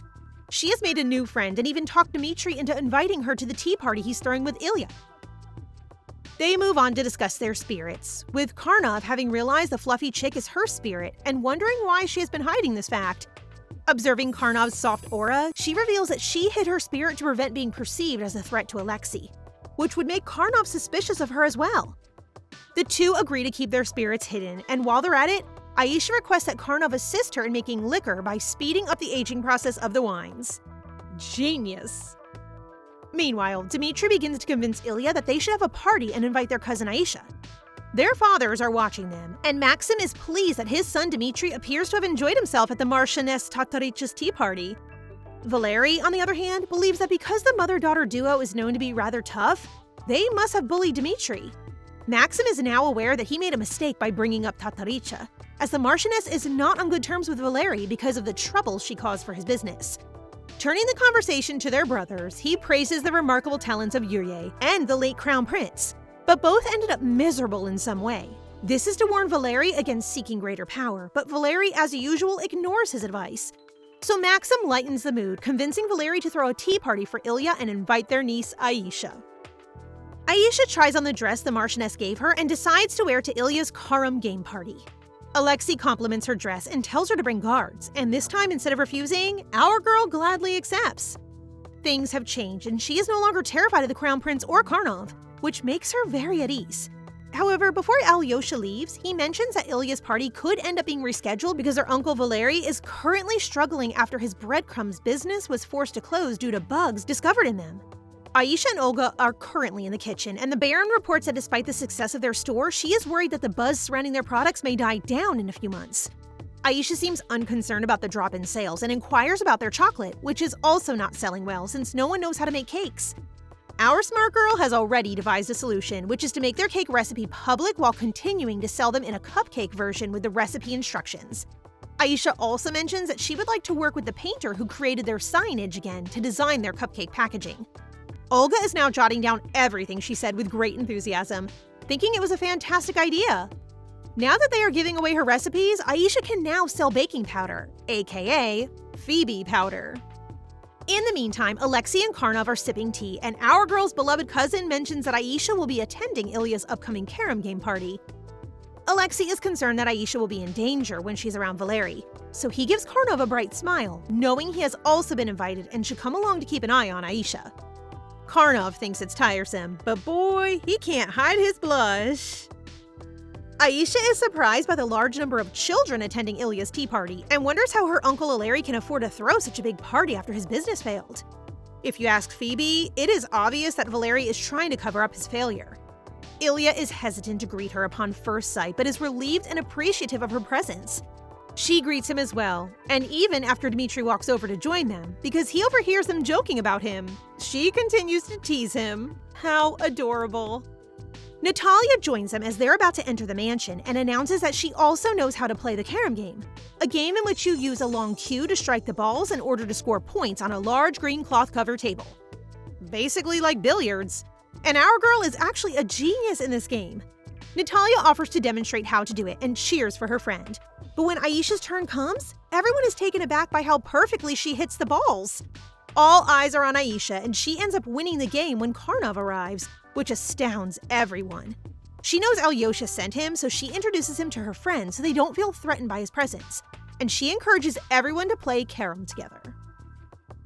While they're playing, she sneaks away to deliver her uncle Valery cookies, but Karnov sees her and catches her. She has no choice but to tell him the truth, saying that her cookies can make anyone nice, so she has to give her uncle the snack. Before they could enter the house, Uncle Valery greets them, and looking at them, she asks Phoebe if he really has a prostai in him.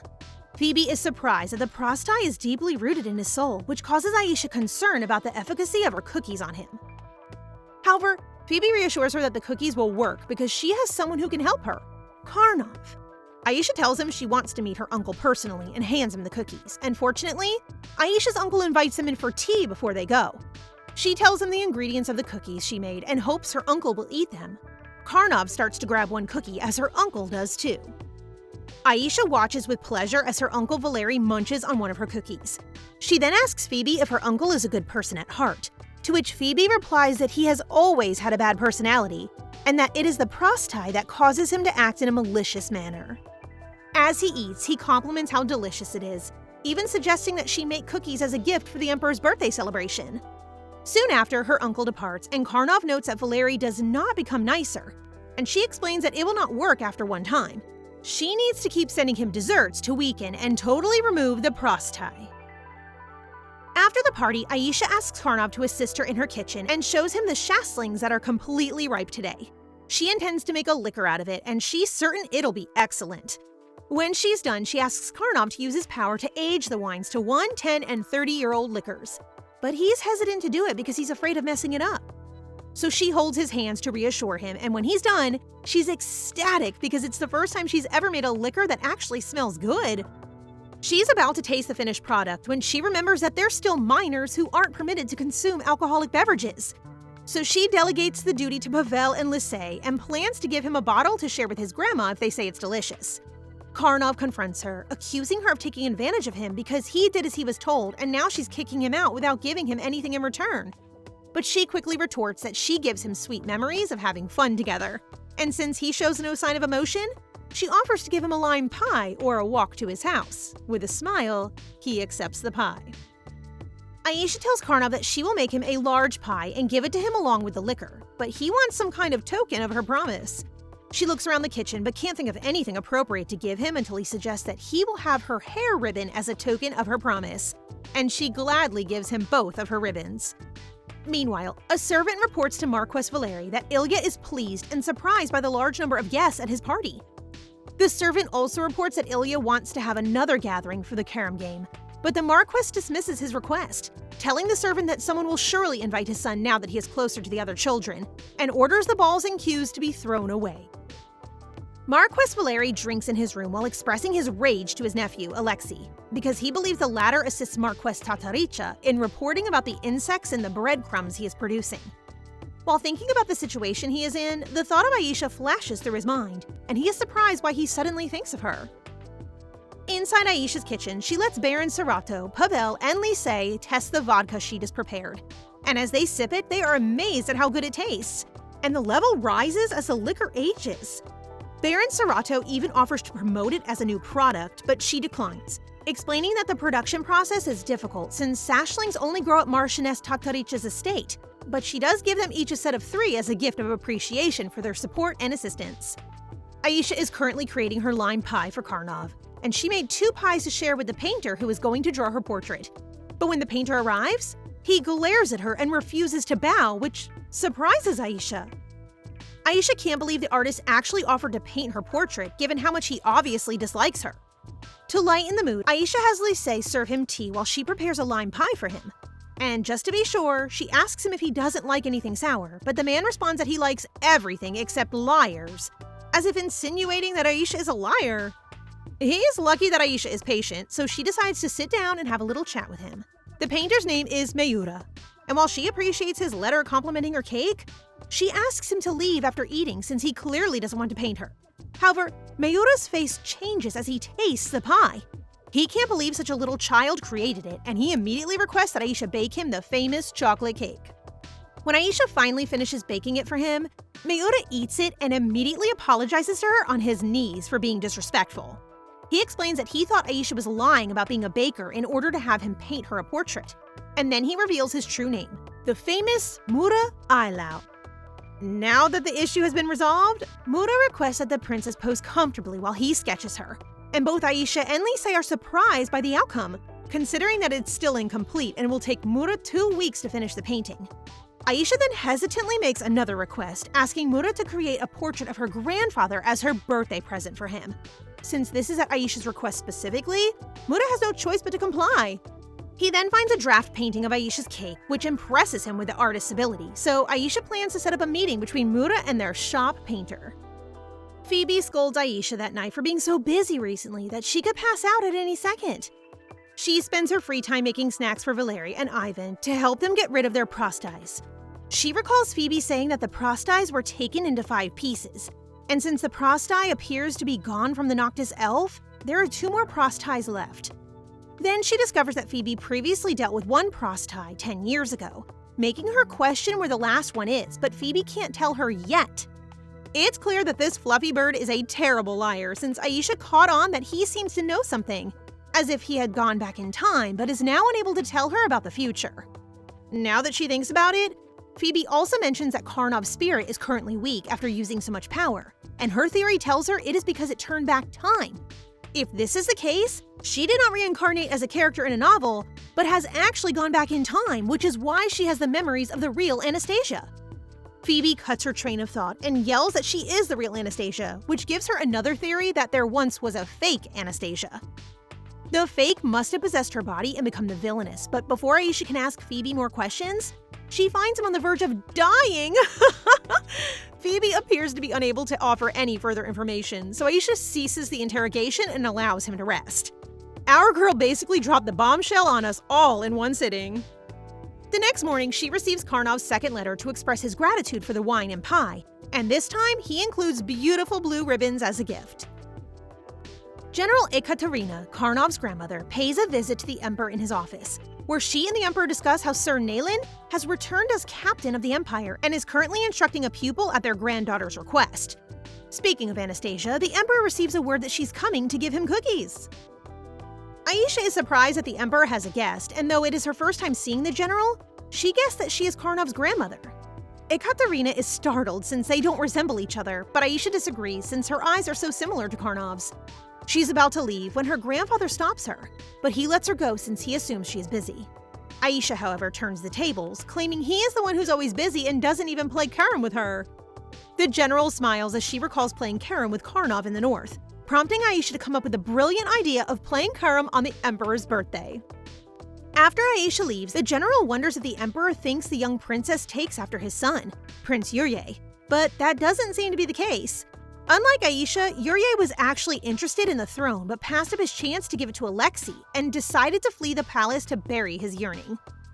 The Emperor believes his granddaughter took after her mother, who's firm about what she wants. The general then discovers that Aisha has a passion for baking desserts, and after tasting the cookies, she is astounded by the sensation a single cookie can provide. Aisha is feeling drained from the summer heat, but she knows exactly the perfect dessert to make, a refreshing sherbet. She plans on giving some of the chilled dessert to each of the knights, but especially to Ivan. The Emperor and Alyosha now trust her, and Sir Nayland's return to the palace doesn't seem to be for bad reasons, so she can go to the training grounds without any worries. The whole training grounds are in a panic after they receive word that Aisha is coming, while Sir Nayland quickly grabs Ivan to make sure he won't run away this time. The princess arrives, bringing the sherbet for everyone to share. The knights praise how perfect the dessert is, but Aisha's attention is on Ivan, who after tasting sherbet, gives off a colored aura. Phoebe believes Ivan is beginning to recognize he has feelings, so it's only a matter of time before the pastry disappears. Aisha wants to make sure that Ivan isn't only training in swordsmanship because she says so, but it turns out that Ivan enjoys it so that one day he'll be strong enough to protect her. Sir Nayland is walking Aisha back to her room, and he is surprised that finally his granddaughter is calling him Grandpa. She bluntly asks why he never comes to see her after returning to the palace, causing him to reveal that he is frightened she will despise him. He didn't care whether others saw him as a threat and merely returned to his position to face her with a respectable title. She then yells at her grandfather for not making more effort to reconcile with her mother, so as a loving granddaughter, she requests that he write his daughter letters as the first step. He's already written a few, so Aisha decides to mail them all to her mother. It turns out that Sir Nayland has been writing letters for Irina but lacks the nerve to actually send them. Aisha is so happy to discover this that she asks her grandpa to carry her to her room. Marquess Oleg is standing in front of the Emperor, pleading for his support for the immigration of farmers to Linam Yushita for flax growing. But he can't focus because Princess Anastasia is sitting on His Majesty's lap while they're talking. He adds that experienced farmers will help to improve the quality of their produce, and the Emperor agrees to facilitate farmer migration. Aisha begs her grandfather to put her down as soon as Marquess Oleg departs. It appears that the Emperor is aware that Sir Nayland carried her in his arms all the way to her room. Grandpa is jealous! Pavel is concerned since he is in charge of the desserts for His Majesty's birthday celebration, since everyone thinks he's the one who made the cake during the elf's visit. To cheer him up, she gives him a whisk and lets him try it himself so he can see how quickly he can make meringue. After trying it, he is pleased with the result and believes that it will open up a whole new world in the kitchen. She adds that it will help him prepare for the banquet and encourages him to work hard to make the best desserts. While she is resting in her room, Lord Mura arrives earlier than expected because he couldn't wait to give her the painting that she is so excited to see. And when she sees it, she's astounded by how beautiful the painting looks, almost as if light is coming through the canvas.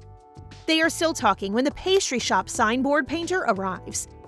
She presents herself as Maria, and upon seeing her, Aisha immediately recognizes her as the heroine who will marry Alyosha and the one who will bring the fake Anastasia down. Aisha introduces the two painters to each other, and Maria is startled to know that the man in front of her is none other than Mura Ailau. To see Mura is like a dream come true for her, and she starts getting panicky, making Mura laugh, who explains that it was him who asked Aisha to meet her. Mura admires her cute drawings of the cakes, and just like that, the two click and start obsessing over Aisha's chocolate cake.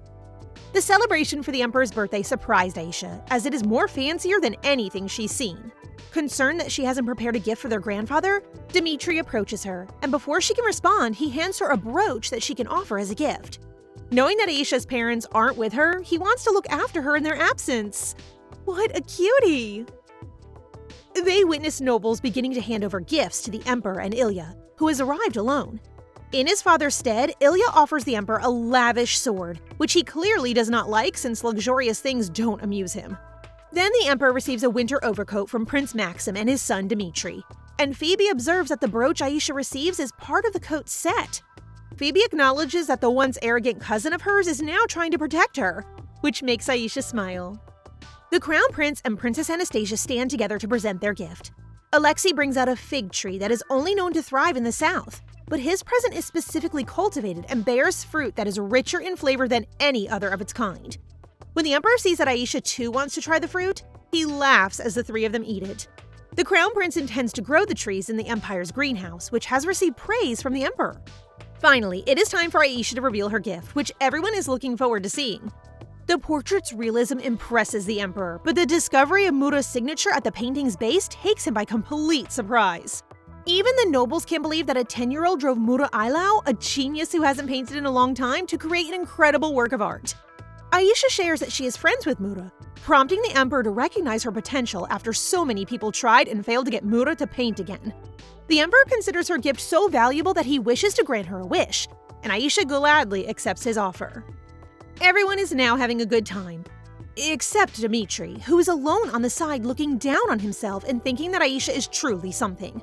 Because even if her parents aren't with her, she ends up surprising the Emperor with her present and doesn't even need his help. Then a servant approaches him and conveys the Emperor's orders to see him. He approaches the Emperor with a stiff gait, fearing a scolding, but it appears that Aisha has already informed the Emperor of the brooch, emphasizing that Dmitri gives it to her in an effort to help her. The Emperor feels Dmitri has accomplished a great deed and wants to give him a wish as a gift. The Emperor, the General, and Aisha will be playing Karam, as promised, but they have invited Maxim, Dmitri, and Karnov to join them. To add to the fun, the Emperor recommends that they have a bet and award it to their winner.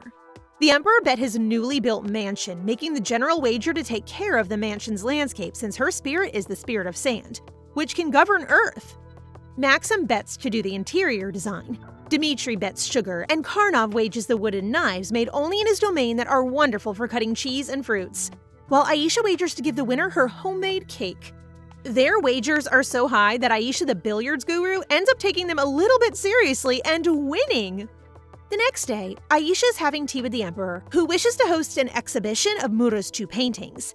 Aisha is embarrassed just thinking about only two paintings during an exhibit, so after learning that there are more Mura's paintings out there, specifically owned by Marchioness Tataricha, Marquess Celestria, Karnov, and Baron Sarato, she plans to borrow all of them, but not for free. She will charge admission fees to all guests and split the profit with the painting owners.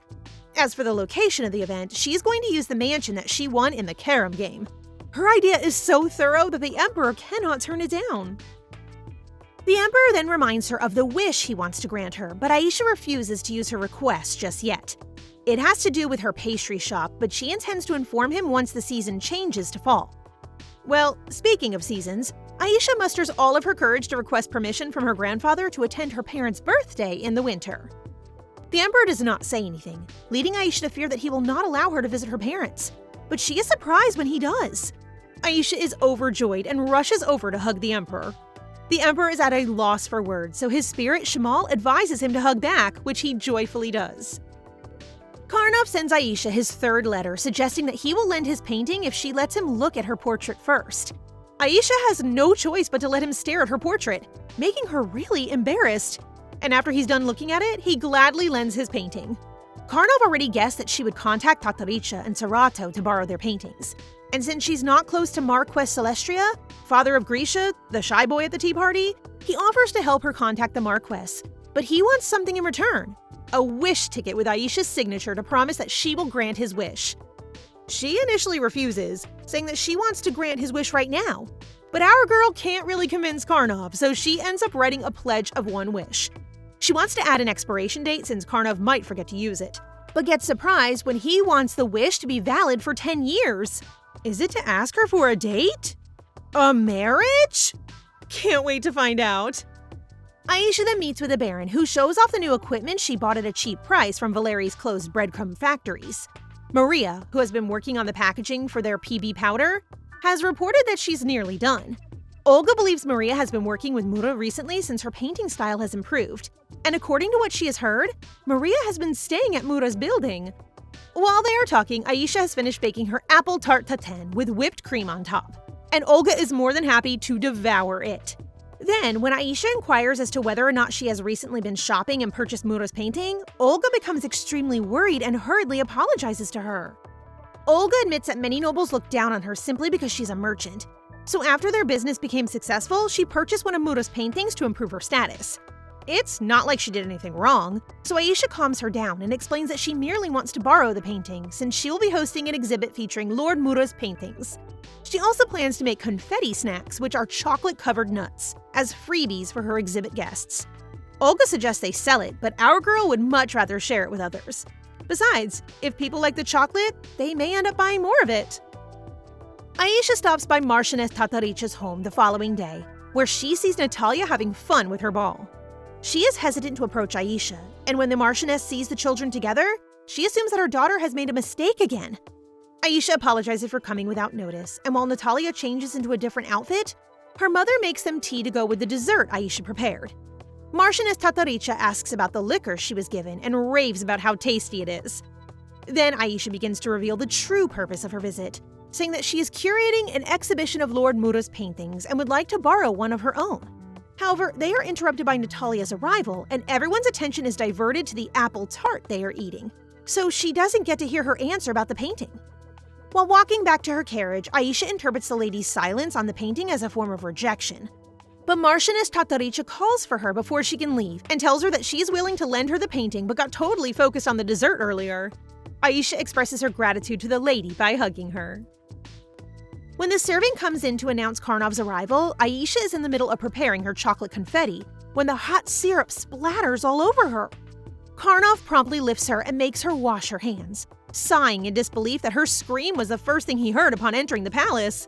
When her hands begin to flush, they decide to bring in the imperial physician. Aisha rants about how busy she is, which causes Karnov to perform the stirring portion of her cooking, and wonders what she's making this time. She replies that she's preparing confetti, and she notices his aura changing while they're doing it. After checking, the doctor informs them that it is not a serious burn, and she thanked him and let him leave right away, leaving him surprised and rescuing him from having a difficult time with Karnov.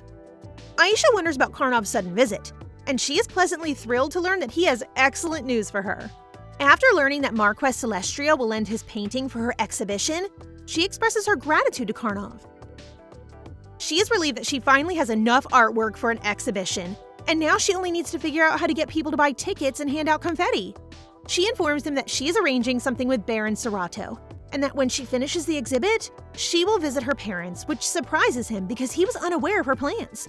She explains that she'll tell him once her schedule is set, and she notices his aura changing. thinking he's upset because he doesn't know any of her plans. With a calmer voice, she tells him that she doesn't want to bother him by telling him everything that's going on in her life. And she teases him about starting an exchange diary that he unexpectedly agrees to, which surprises her. Though initially skeptical, she comes around to the idea and decides to do it with Karnov after he offers to bring her a notebook they'll be using. Aisha receives Karnov's 4th letter, telling her that he found a diary and will bring it soon, hoping that she will like it. He also includes a warning asking her not to work hard making confetti, which makes her smile because she can feel the letter's overflowing warm aura, and assumes that Karnov wrote the letter to make her happy. Aisha, Oleg, and Sofia are busy making confetti when Karnov arrives at the shop to pick her up. They return to the palace, where Karnov gives her a notebook and has her place her hand on it, and a beam of light acts as a seal, allowing only the two of them access to it. She finds out that the book is an artifact from the Atrope period, but before she can process this information, he leaves, warning her not to overwork herself. Her exhibit's opening day has arrived, and she is excited. Alyosha arrives to get her, so they may attend together, but she can hear his spirit telling her that Alyosha worked so hard to make time for her, while Phoebe warns him to hold his tongue just once. Aisha can only listen to the two spirits as they keep arguing, and Fafnir stresses how lucky Phoebe is since he can talk to his contractor, making the fluffy bird retort that it was hard to bring Aisha, as if he chose her to be his contractor. Aisha shrugs off the new revelation and informs Alyosha that Fafnir has revealed that he overworked himself just to make time for her exhibit. She adds that he doesn't have to come if he's tired, but Alyosha assures her that he's more than happy and excited to go with her today. She expresses her delight that they will be able to attend the exhibit together, but she is concerned about what will happen when Maria and Alyosha meet. They arrive early, and Alyosha is the first person to check out the exhibit, and he is amazed that Mura's paintings are all in one area. After that, Mura and Maria's arrival is announced because Mura is impatient to get his hands on Aisha's confetti snack. Mura gives Alyosha a formal introduction and mentions that this isn't the first time the two have met. The young, empty prince he previously met was nothing like the confident young man he sees now, and Alyosha is overjoyed to share that Aisha is to credit for everything. Aisha then presents Maria to Alyosha, but unlike what she had anticipated, there are no sparks between the two. The guests are let in at last, and they immediately begin crowding around Mura to have a chat. Aisha then summons Cyril, the crown prince's personal guard, and orders him to take Alyosha back to the palace. The crown prince insists on staying, but then gives up after Aisha makes him feel guilty that he needs to rest in order to become a decent emperor. Aisha is waiting for Karnov, but she runs into her uncle Valery and Ilya first, so she greets and invites them in. When she tries to lead her uncle to the paintings, he scolds her for holding him, but then eventually lets her be when she grabs his arm to escort him. Phoebe believes Valery has eaten all of the desserts she has sent him since his prostai has weakened significantly. Aisha grins as she notices progress, but she's taken aback when her uncle suddenly begins emitting a sinister aura. That's because the Marchioness Tataricha, his arch-enemy, is there to welcome him. Although the Marchioness is impressed by Aisha's snack, our girl is starting to feel uneasy because the atmosphere has changed now that the two are facing each other. They somehow survive, and Aisha and her uncle are now looking at the portrait of the emperor. Valery refuses to take her snack, but after Aisha informs him that the emperor ate a lot of it, he snatches her snack basket and begins nibbling. His aura finally brightens, and he starts chatting with Aisha, assuming that she invited him to the exhibit to embarrass him. She asks him sarcastically if he expects her to publicly shame him for paying Zoya to insult her cake. Aisha has gotten over it now since her uncle already earned his karma, and by that, she means the downfall of his breadcrumbs factory at the hands of the Marchioness. Aisha wants him to know that she simply invited him because he is her uncle. Plus, she wants to see Ilya. The two cousins plan to play carom again, and after a while, her uncle and Ilya said their goodbyes. It all works out in the end. Thank goodness. Karnov then greets her, having arrived at the same time as Valery, but choosing not to disrupt her from beating up her uncle. It is now time for them to go home, but she discovers that her carriage is gone, probably used by the crown prince earlier.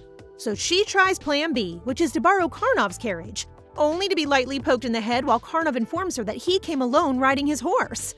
Now it's time for plan C, which is to get them another carriage, which somewhat displeases Karnov given that she can simply ride horseback with him. She is just concerned about Lisey, but Karnov believes it is a simple fix because they can simply borrow another horse for Lisey. They're arguing like an old married couple, and it's hilarious to watch. Aisha eventually gives up and agrees to go along for the ride with Karnov. They're on their way now, and Karnov advises the dozing Aisha that after her 2-week exhibit, she should bring knights with her during her visit to her parents. However, she objects to being escorted by guards, leaving Karnov no choice but to accompany her himself. To justify his decision, he claims that because her father, Prince Yurye, has always been the Emperor's choice as his successor, he wants to see if he poses a threat to Alexei.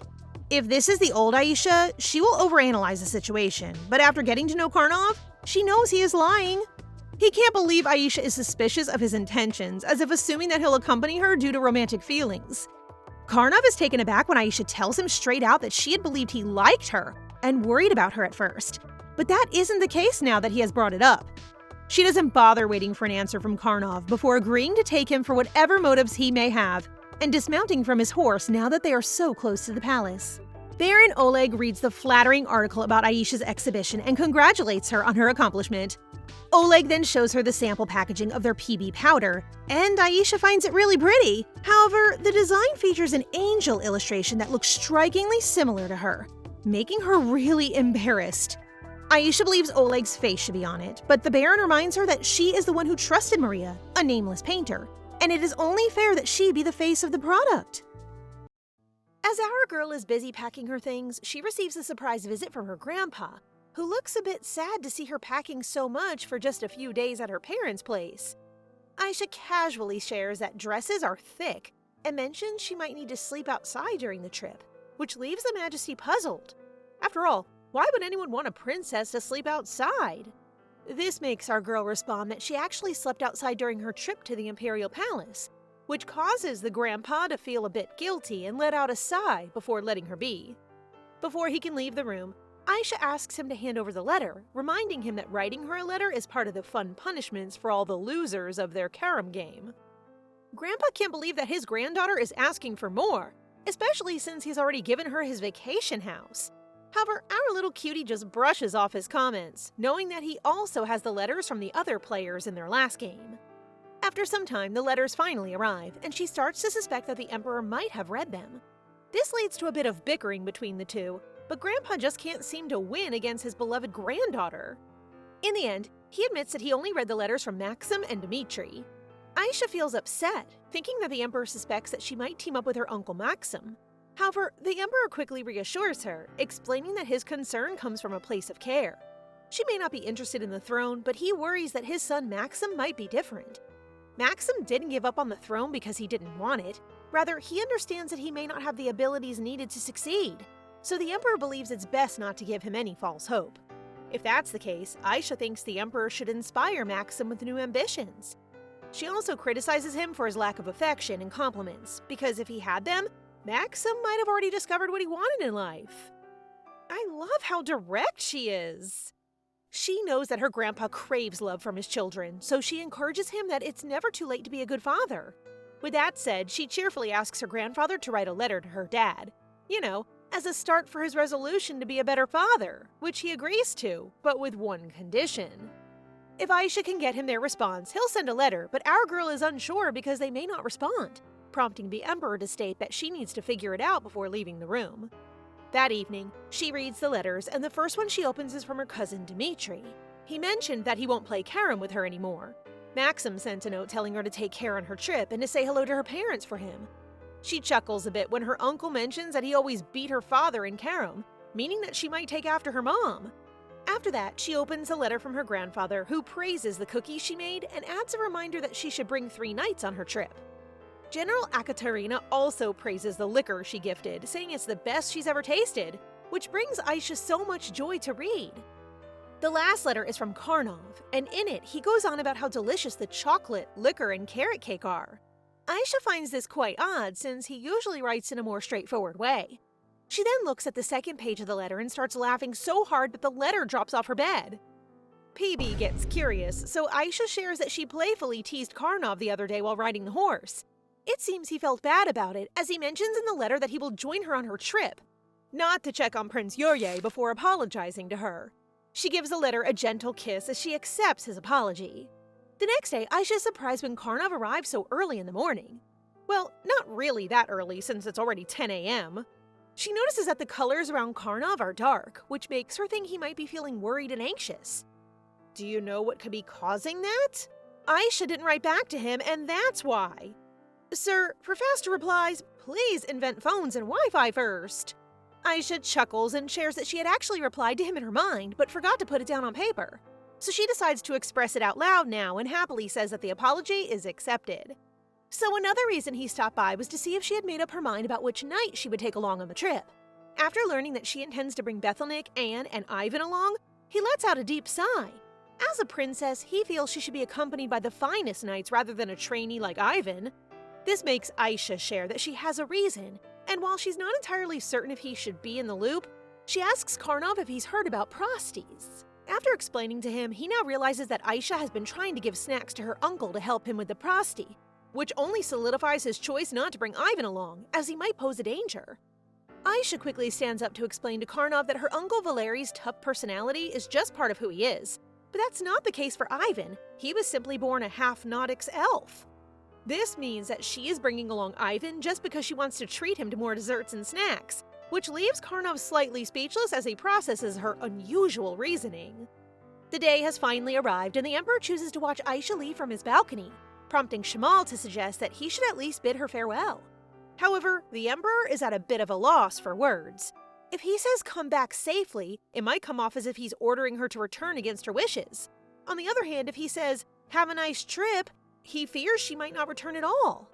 Aisha is getting ready with Karnov when she spots her grandfather shadow up in the palace, but she decides to brush it off as Alyosha comes down to send her off. He gently kisses her forehead and tells her to take care, while our little girl sweetly reminds him to sleep well and eat well. As they travel, Karnov sees that Aisha is dozing off, so Reese gets a blanket ready for her and suggests she take a nap. However, Aisha declines, saying she wants to enjoy some snacks with Ivan instead. She continues to bombard the poor boy with goodies, leading him to cough, while Karnov nudges her to the side and instructs her to stop harassing him, prompting her to pout. They take a break, and as she steps out of the carriage with Karnov, she shares her desire for Ivan to experience a lot of things, like visiting different places and trying various snacks, though she admits that she might be going a bit overboard. Karnov tells her that Ivan would enjoy anything she feeds him, and gently reminds her that before feeding someone else, she should first take care of herself. This makes her pout again because she had eaten a lot the night before. He can already tell that she stayed up all night to bake the snacks, and all that hard work is just so she can share them with Ivan. This makes him start to wonder how many people she's been looking out for with her bright smile and sweet voice, and it also gives him even more reason to want to give her every good thing in the world. He then puts on his cloak for her because it's already cold, which sparks some bickering between the two while Ivan watches them with, what's this? Surprised? Jealousy? I'm not entirely sure, but it's great to see him experiencing emotions, right? Anyway, back to Karnov. He can't help but gaze at the dazzling pink-haired girl in front of him and wonders what she's made of. He thinks of her as a blend of white sugar, peach blossoms, pearls, and emeralds, along with a touch of dazzling sunshine and the little things like acorns. In short, he thinks Aisha embodies all the lovely things combined. Men who are poetic are so my type. The way he describes her is the sweetest. Girl, you turned this boy into a Shakespeare. As they continue their journey, Aisha appears quite downhearted since Ivan has chosen to ride in a different carriage. Karnov tries to cheer her up, suggesting that perhaps Ivan just needs a little rest and that she should feel happy for him doing something for himself. Karnov also states that she should get some sleep, but she feels reluctant since everyone else is still awake. He then explains that the reason no one is sleeping is because the princess isn't sleeping either. Before long, their little princess drifted off to sleep, and as Karnov gently placed a pillow and a blanket around her, a warm smile spread across his face as he looked at her. What I really appreciate about him is that he never crosses the line, even though he is aware he has feelings for her.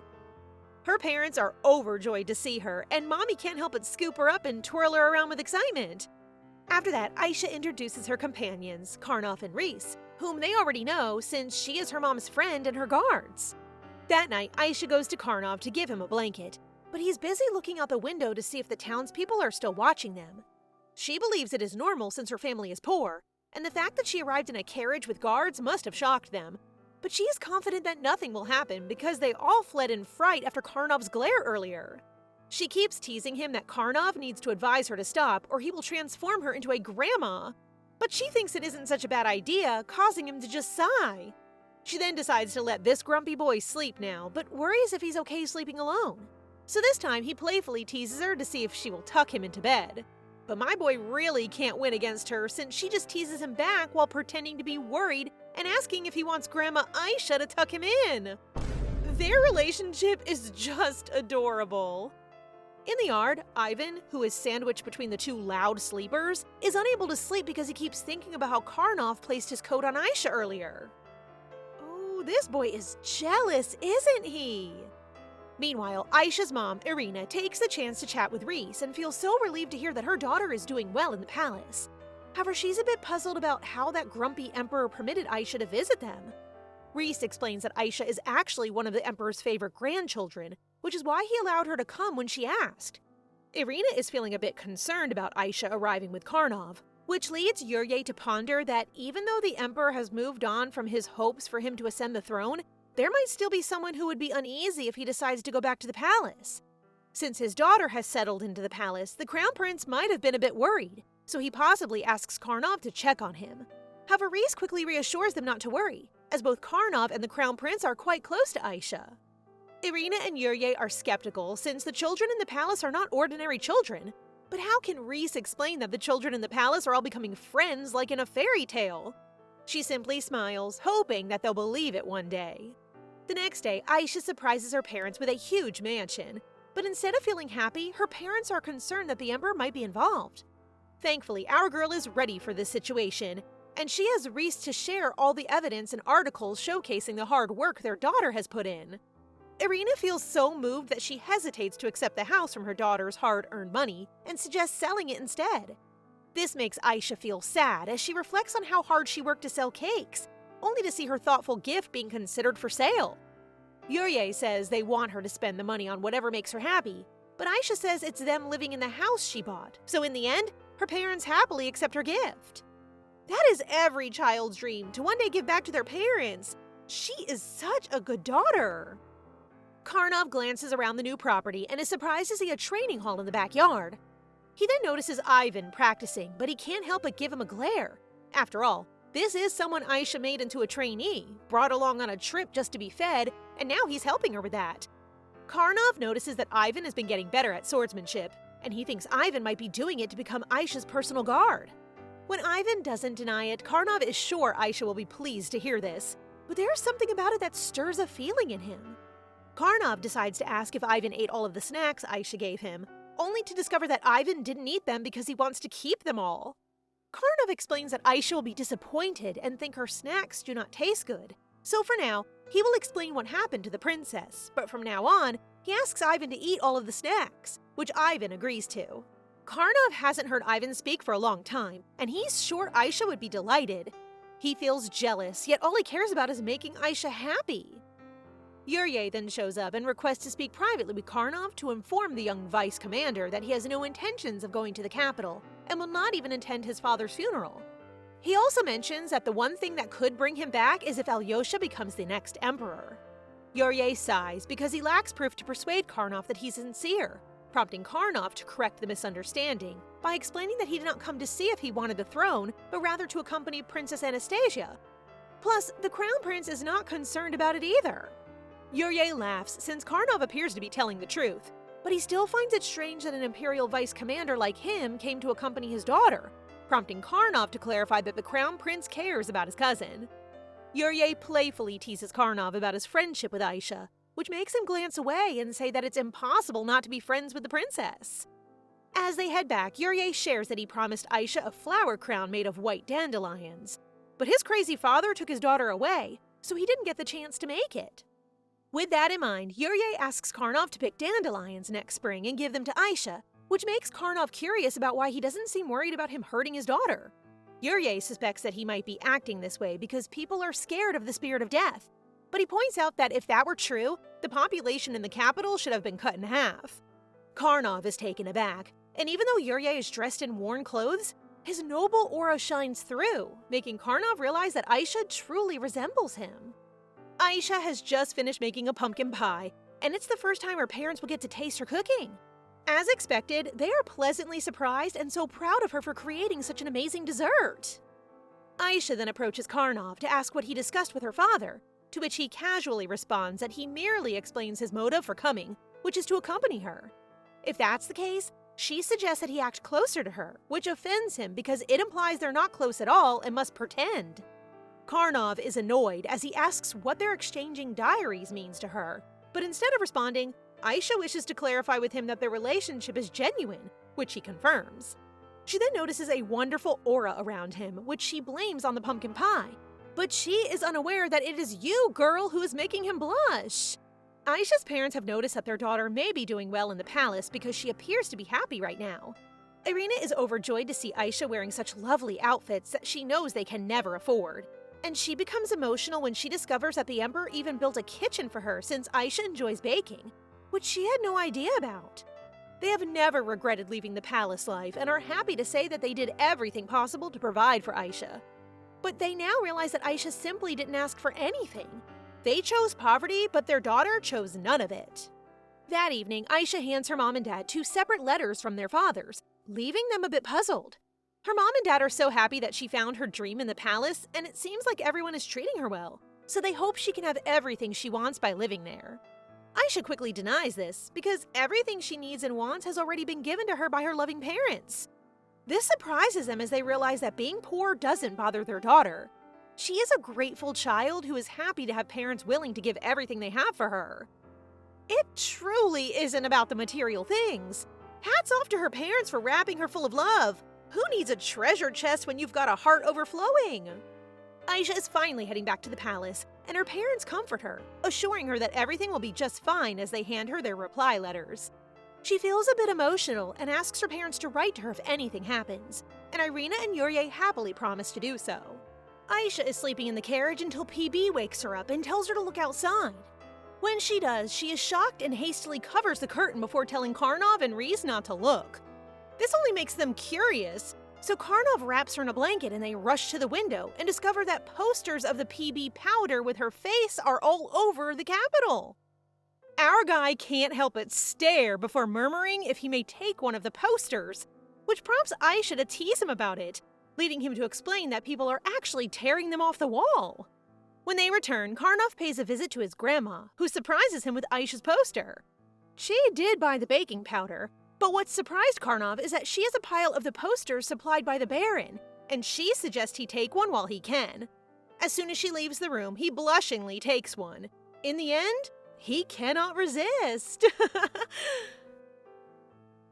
Aisha dozed off right after they got back, and now she's wide awake in the middle of the night. So Reese thinks it's a good time to tell her that the Emperor stopped by to see her a few times. Our girl suspects her grandpa might be feeling a bit grumpy since she didn't visit him this morning, so she decides to go see him. When she arrives, Shamal quickly talks with Aisha, expressing how glad he is that Aisha is here. The Emperor is throwing a fit and is even pretending to work late at night, just waiting for his granddaughter to show up. When Aisha happily greets her grandpa, his tone sounds upset. But that's okay. He can't hide his true feelings from her because she can see the sparkling warm aura around him. She explains her side, claiming that because he didn't come out this morning, she assumed he was extremely busy, so she chose not to disturb him and ended up falling asleep. After that, she decided to tease him by asking whether he wasn't busy and just didn't want to see her, causing the Emperor to clarify that he was in fact busy. Now that she's cornered him, she flashes her adorable smile and explains this is exactly why she chose to say hello at night. Now that their little misunderstanding is cleared up, Aisha happily gives her dad's letter to the Emperor, who starts pacing back and forth, anxious to read it. It might seem like a one-exchange letter could quickly mend their relationship, but that's not the case. As soon as the Emperor reads the letter from his son, he becomes very upset and starts using words that aren't suitable for kids to hear. Aisha didn't read the letter herself because she saw her dad writing it, and he looked so happy that it prompted Grandpa to start writing a response letter. Shamal notes that the father and son share many similarities, and it's true. As Aisha watches her grandpa fiercely writing, it brings back memories of her dad. She now understands that her dad wasn't really smiling while writing. He was actually gritting his teeth. I bet he wrote something like, "You crazy old man, how dare you kidnap my daughter? You better not hurt or make her cry, or else." Is it? The next morning, Aisha heads to the training ground and discovers that Ivan has the day off. But Bethelnik thinks the young boy might be hiding from the princess. Aisha is taken aback when she looks up and notices that Anne and Bethlehem's bruises on their faces from training with her mom are still not healing. Think about how batty Mommy would be if she returned as a knight! Aisha hands the letter from her mom to Grandpa Nalen, and just like the Emperor, this old guy trembles in rage as he reads it. After a while, he felt lost since he could not be angry when what his daughter said was so accurate, leading him to blame himself. Aisha becomes curious about what her mother wrote and discovers that she clearly stated that Nalen kicked her out, so he cannot expect them to be on good terms simply because of one letter. His daughter is so real for that! Sir Nalen sobs because he's so hurt that his daughter can be so rude to her father, prompting Aisha to say that her mother must be thinking the same thing, similar to how her own father kicked out his own daughter. She then holds her grandpa's hand and shares that to enjoy a nice cup of tea, you need to wait 3 minutes. 30 minutes to bake a delicious cake, and at least 3 days to make certain types of bread. She smiles at him and says that those waiting times weren't wasted since some things require extra time, just like his relationship with his daughter. They exchange just one letter, so she encourages him to keep writing and allow time to work its magic. Hope our little P's advice was helpful for some of you. After that, she visits Alyosha, and the first thing she hears is Fafnir babbling about how Alyosha hardly slept, and didn't even touch the snacks she prepared because he valued them so much. Aisha quickly tells her cousin that snacks can go bad if left out for too long, so he should enjoy them while he can. This earns her a playful cheek pinch from him before agreeing to follow her advice. He then smiles and shares that he really thought she wouldn't return to the palace. He feels a sense of relief that she's back, but there's a part of him that worries she returned against her will.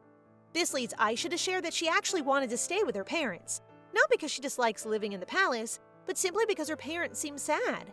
Her parents are now really convinced that she's doing well, and if Aisha had to point to one person who made it all possible for her, it would definitely be him, Alyosha. She came back because there are many things on her to-do list, and one of them is something he can help with, which he gladly agrees to provide assistance with. Aisha urges him to make sure he gets enough sleep in the next 5 years, because in 5 years, he'll be an adult and can do whatever he wants. And to her amazement, he smiles and agrees. Aisha and Karnov are having a blast exchanging letters through their shared diaries, and in one of her letters, Aisha playfully teases him about the poster he treasures in his room. Karnov replies, saying that his grandma just happened to give him one, but he's a bit puzzled about how she found out about it. Who else? It's the yellow chunky PB, the messenger! They keep exchanging letters, chatting about all sorts of things like the first snow and how Karnov always reminds her to be careful not to catch cold. It appears that Karnov truly kept his promise to Yurye by sending not just one, but a whole bunch of white dandelions to Aisha, which brings her so much joy. The next time, he sent so many dandelions that her room transforms into a lovely dandelion garden that she had to ask him to stop. Cuties. Another page of the diary shares a fun moment when Karnov mentioned that his grandma got into a fight while proudly talking about the liquor she gave, and Aisha chimed in with the news that the Emperor sprained his back.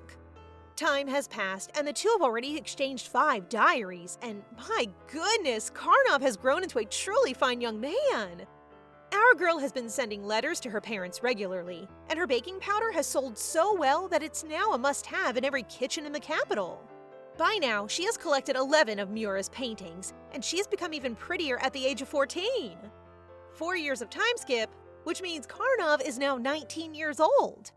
Today, Karnov is lending a hand to Aisha as they get their lunch ready for the picnic. And wow, Sir has really grown taller and more toned.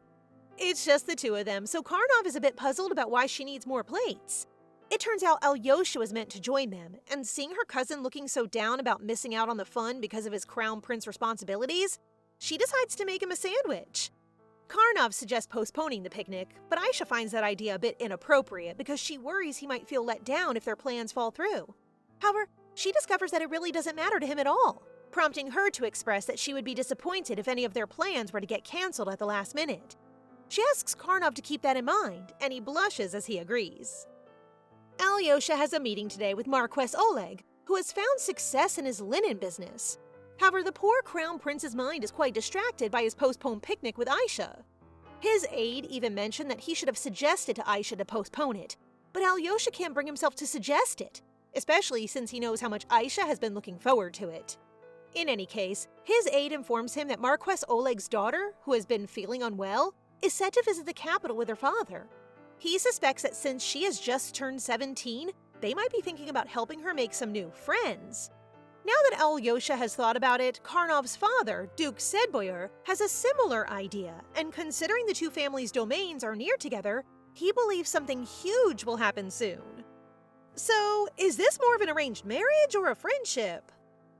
Up north at the Oleg estate, Lenam Yoshida, Marquess Oleg stops by to see his daughter and lets her know that she has to meet someone as soon as they get to the capital. The lady with long brown hair and a distinct gaze is already aware of this, and she reassures her father that she'll make a wonderful impression on the next duke, Karnov Sedboyar, because she stands apart compared to the others. Pretty lady, please do not be a witch, okay? Or we'll have you munching on a mountain of baked cookies. Their picnic spot is wonderful, set in a gazebo-like structure right in the middle of a lake. But Karnov feels a bit uneasy because Aisha is sitting too close to him. She actually wants to ask something, so she leans in and whispers if he still can't talk with his spirit, since Alyosha has been making some progress, and says he can now feel Fafnir. To help Karnov, PB believes that Aisha could do a bit more than just share her baked goods, and suggests that they might gain something from having more physical contact. Karnov becomes curious about what the yellow chick said, and when Aisha reveals that they should hold hands or something similar, he immediately jumps up, feeling quite annoyed and telling her to stop teasing him. His gaze focuses on the sleeping PB, and he grabs him before arguing that he should stop messing around and tell them what they should really do. Aisha quickly snatches the poor chick and tells Karnov that she now regrets not having much physical contact when they were younger because they are still innocent children. But it will be awkward now, and others might think they're in a relationship or something. Karnov thinks it would be a great idea to practice dancing the waltz together, as it gives them a good reason to hold hands. This leads Aisha to mention that she should also practice dancing with others to keep any suspicions at bay, which only makes him feel irritated about who she might dance with. I can already tell it is Ivan. Once they've made their decision, they hop on a boat for a ride, and Aisha accidentally slips, landing right into Karnov's solid chest. She blushes as she apologizes, and her mind becomes frantic as she realizes how much Karnov has grown since he used to be the same size as PB, which leaves him really confused. The two are simply enjoying the tranquil vibe of the lake, and Aisha decides to dip her hand in the water, getting her hair a bit wet in the process. As Karnov pulls out the handkerchief from his pocket, a paper he received from Aisha slips out too, caught by the breeze and lands in the water. Aisha is curious about whether it matters to him, and Karnov replies that it's nothing, but the colors surrounding him suggest otherwise, indicating that it's actually an important item. She reaches out her hand to grab it, but suddenly slips out of the boat. In the Manhwa world, there's a saying, where there's a lake, someone is bound to drown. Karnov rushes to the water and holds Aisha, who's now coughing heavily, while thinking that he should always keep a spare heart with him when he's around her. I'm finding it hard to focus on this drenched Karnov, but he does ask if Aisha swallowed any water. She reassures him that she's just fine. When she notices that the water only reaches Karnov's waist, she finally realizes that the lake is actually quite shallow, and they can just stand easily. Well, to be fair, her dress is quite heavy, so it's possible to drown even in shallow water. They are now in her room, and she begs with their family doctor, Danther, to ensure that he tells the Emperor that she's perfectly fine. However, it seems like it might be too late for that, as her grandpa, with a rather dark aura, suddenly bursts into her room. The Emperor seems quite serious when he announces his plan to fill in all the ponds in the palace, which makes Aisha give him a disapproving look and remind him not to jump to extreme solutions every time.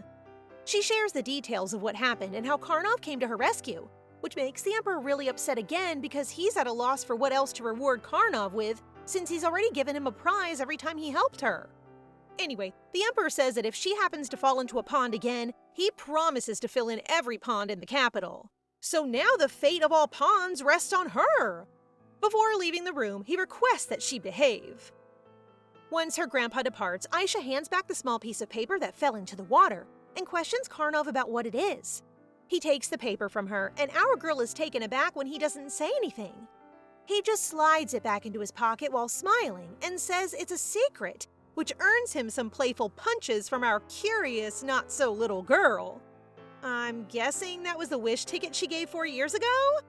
How cute! Days have passed, and today Aisha received an invitation to a tea party from Natalia. Even though it's been a while, Natalia is still that same energetic, boyish girl who joyfully picks Aisha up and spins her around.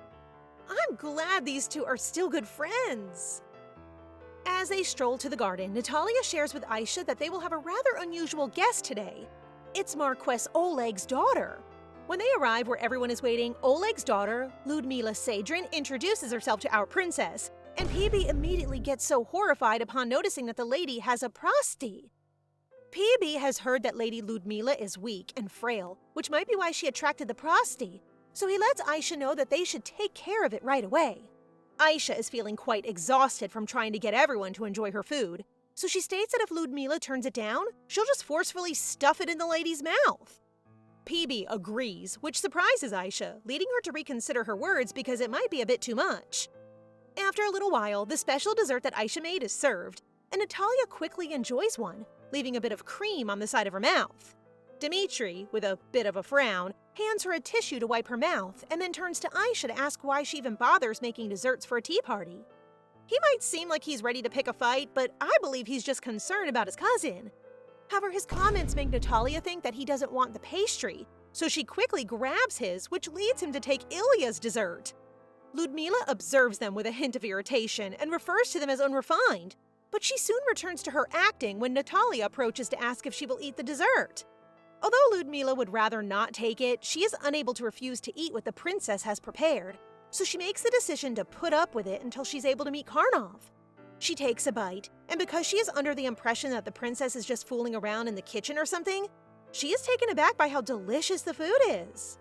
When Karnov does arrive, and just as Aisha is about to greet him, Lady Ludmila promptly rises to her feet and does a formal curtsy before she introduces herself to him. Ma'am, piss off! This guy is literally waiting for his future wife! The truth is that the Sadrin family and Karnov's parents have already determined that their daughter and son are a perfect match. Because the Sadrin family will be spending time in the capital, the Marquess believes it is an excellent opportunity for Ludmila to become closer to Karnov, on which everyone agrees. No families wanted to marry off their daughters to Karnov because they were terrified of the spirit of death, but Ludmila differs in that she has encountered death throughout her life due to illness. Despite this, she is still alive, so being with Karnov does not worry her. Therefore, she is the perfect choice for his wife. Back in the present, Karnov merely says, "Nice to meet you," which makes it awkward for the two of them, so Ludmila decides to start a topic, stating that she sent some fabric produced by their family to him a while ago and hopes he likes it. Karnov remembers it, and he handed it to Aisha, who now wears it as one of her aprons, so he bows and thanks her. After that, he approaches Aisha and asks if there's a problem around here, prompting her to answer that there is a prosti. But before she can tell it is Ludmila, she becomes terrified since the lady is glaring at her and exuding an evil aura. Ilya then beamingly proposes that they play Karam, which sounds great for Aisha, but Natalia and Dmitri quickly decline. This causes Aisha and Dmitri to argue with her cousin, claiming that he doesn't want to play because her abilities are simply too much, prompting the princess to cry and dramatically toss her handkerchief. While Aisha and Karnov are busy retrieving her handkerchief from a tree, Ludmila takes the chance to question if the princess is so bad at Karam that no one wants to play with her. Dmitri just states that he does not want his cousin to ever grab a cue, which prompts Ludmila to believe that she must be very bad at it, and even mentally mocks her because playing Karam is a prerequisite for being a noble.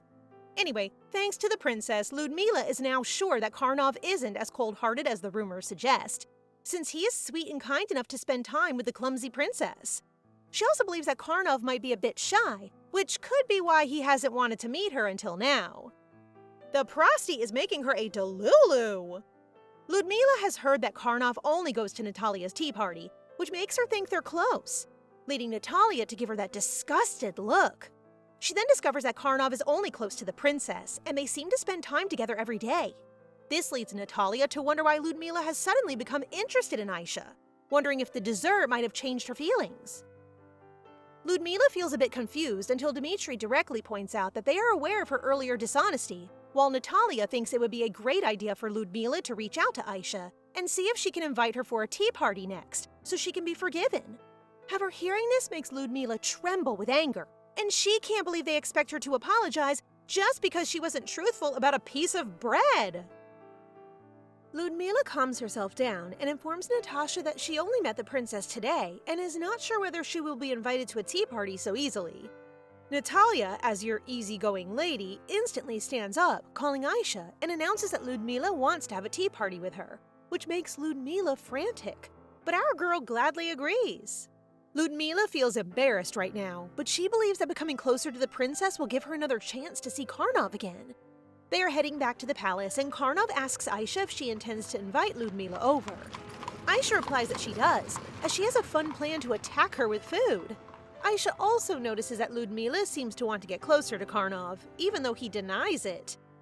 It looks like our princess might already suspect that their parents have had a conversation about this, especially since they both come from the north. She then uses her cute face, which is his soft spot, so he admits that there might be some discussion going on between their parents. Aisha suggests that he should let Ludmila know how he feels about the arrangement their parents have set up. Karnov smiles at her and asks if she wants to clarify that nothing will happen between him and Ludmila. If it were me, I might have come off as flirty, but our sweet princess is still too innocent for that. She just starts laughing and playfully teases her little Karnov for asking Grandma Aisha for permission. Karnov feels so embarrassed because he can't believe she still remembers that grandma thing from 4 years ago. Aisha just gives him a gentle pat on the head, saying that she remembers everything. My boy just got grandson zoned.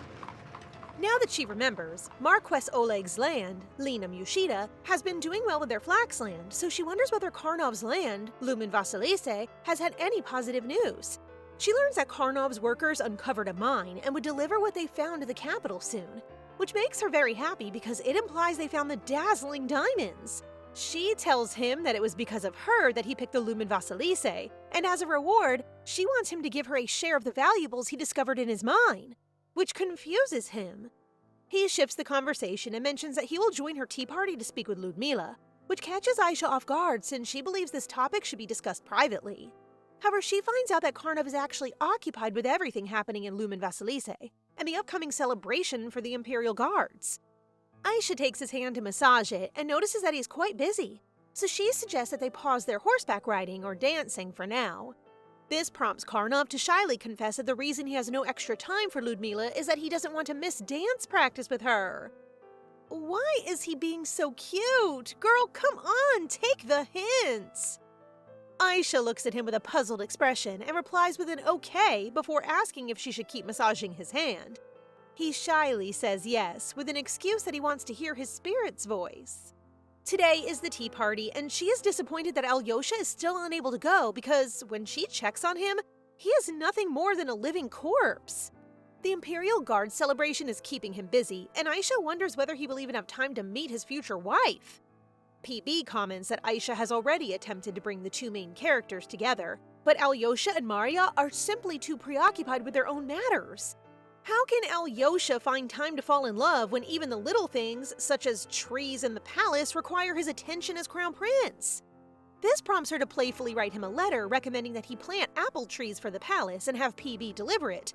But the chonky chick grumbles about the task because, despite being her messenger, she has never written him a letter. This surprises Aisha, while PB becomes grumpy and shy as he explains that he simply wants to know how it feels to receive one, prompting Aisha to agree to write for him the next time. After some time, Ludmila arrives and looks elegant in her green dress, but Aisha made sure she specified in the invitation that she should wear something comfortable, such as the trousers she's wearing right now. It is made from the linen Ludmila sent and is extremely soft and cool, so Aisha asks if Ludmila would want to borrow a pair, but she declines. Aisha grabs her hand and cheerfully drags her to the garden, which is driving Ludmila mad.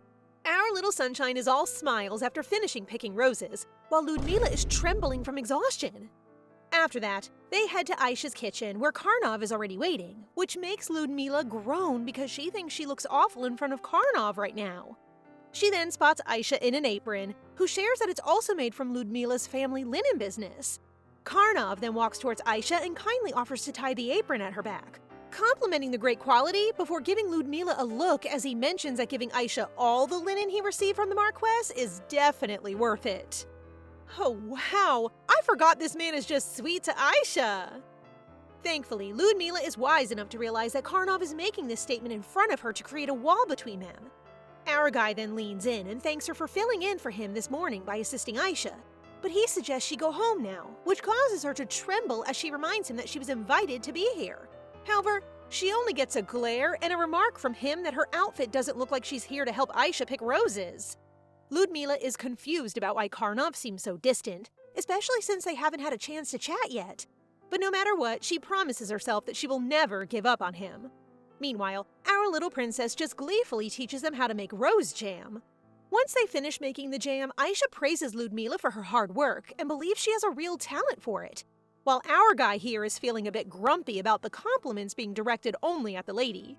Ludmila really got into it and tried her hardest to compete with Karnov, and now she's feeling a bit embarrassed about it.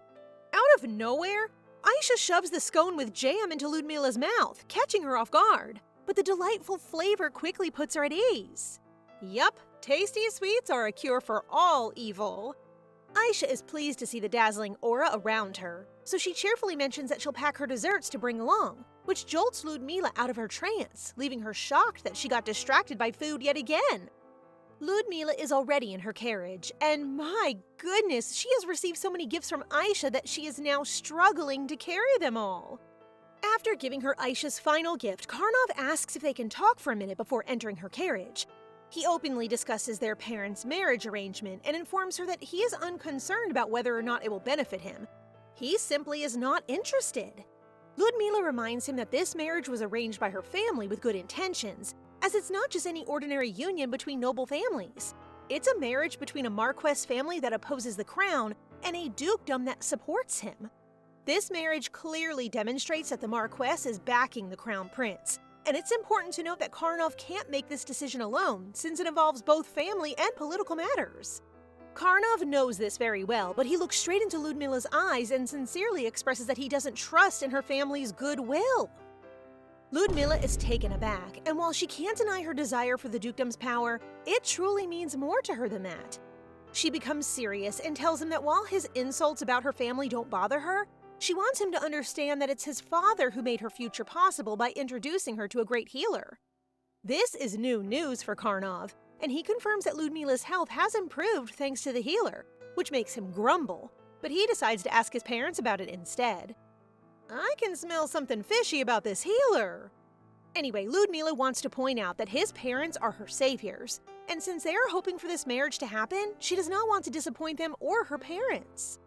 She sincerely hopes her honesty reaches them, but he just sighs and tells her that he isn't living just to make his parents happy, therefore he can't relate to her at all.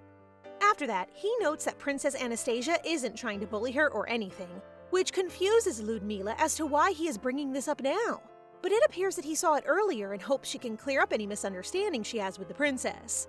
This enrages Ludmila even more because Karnov obviously cares nothing for their marriage or their parents, and is just concerned that the princess will be hated.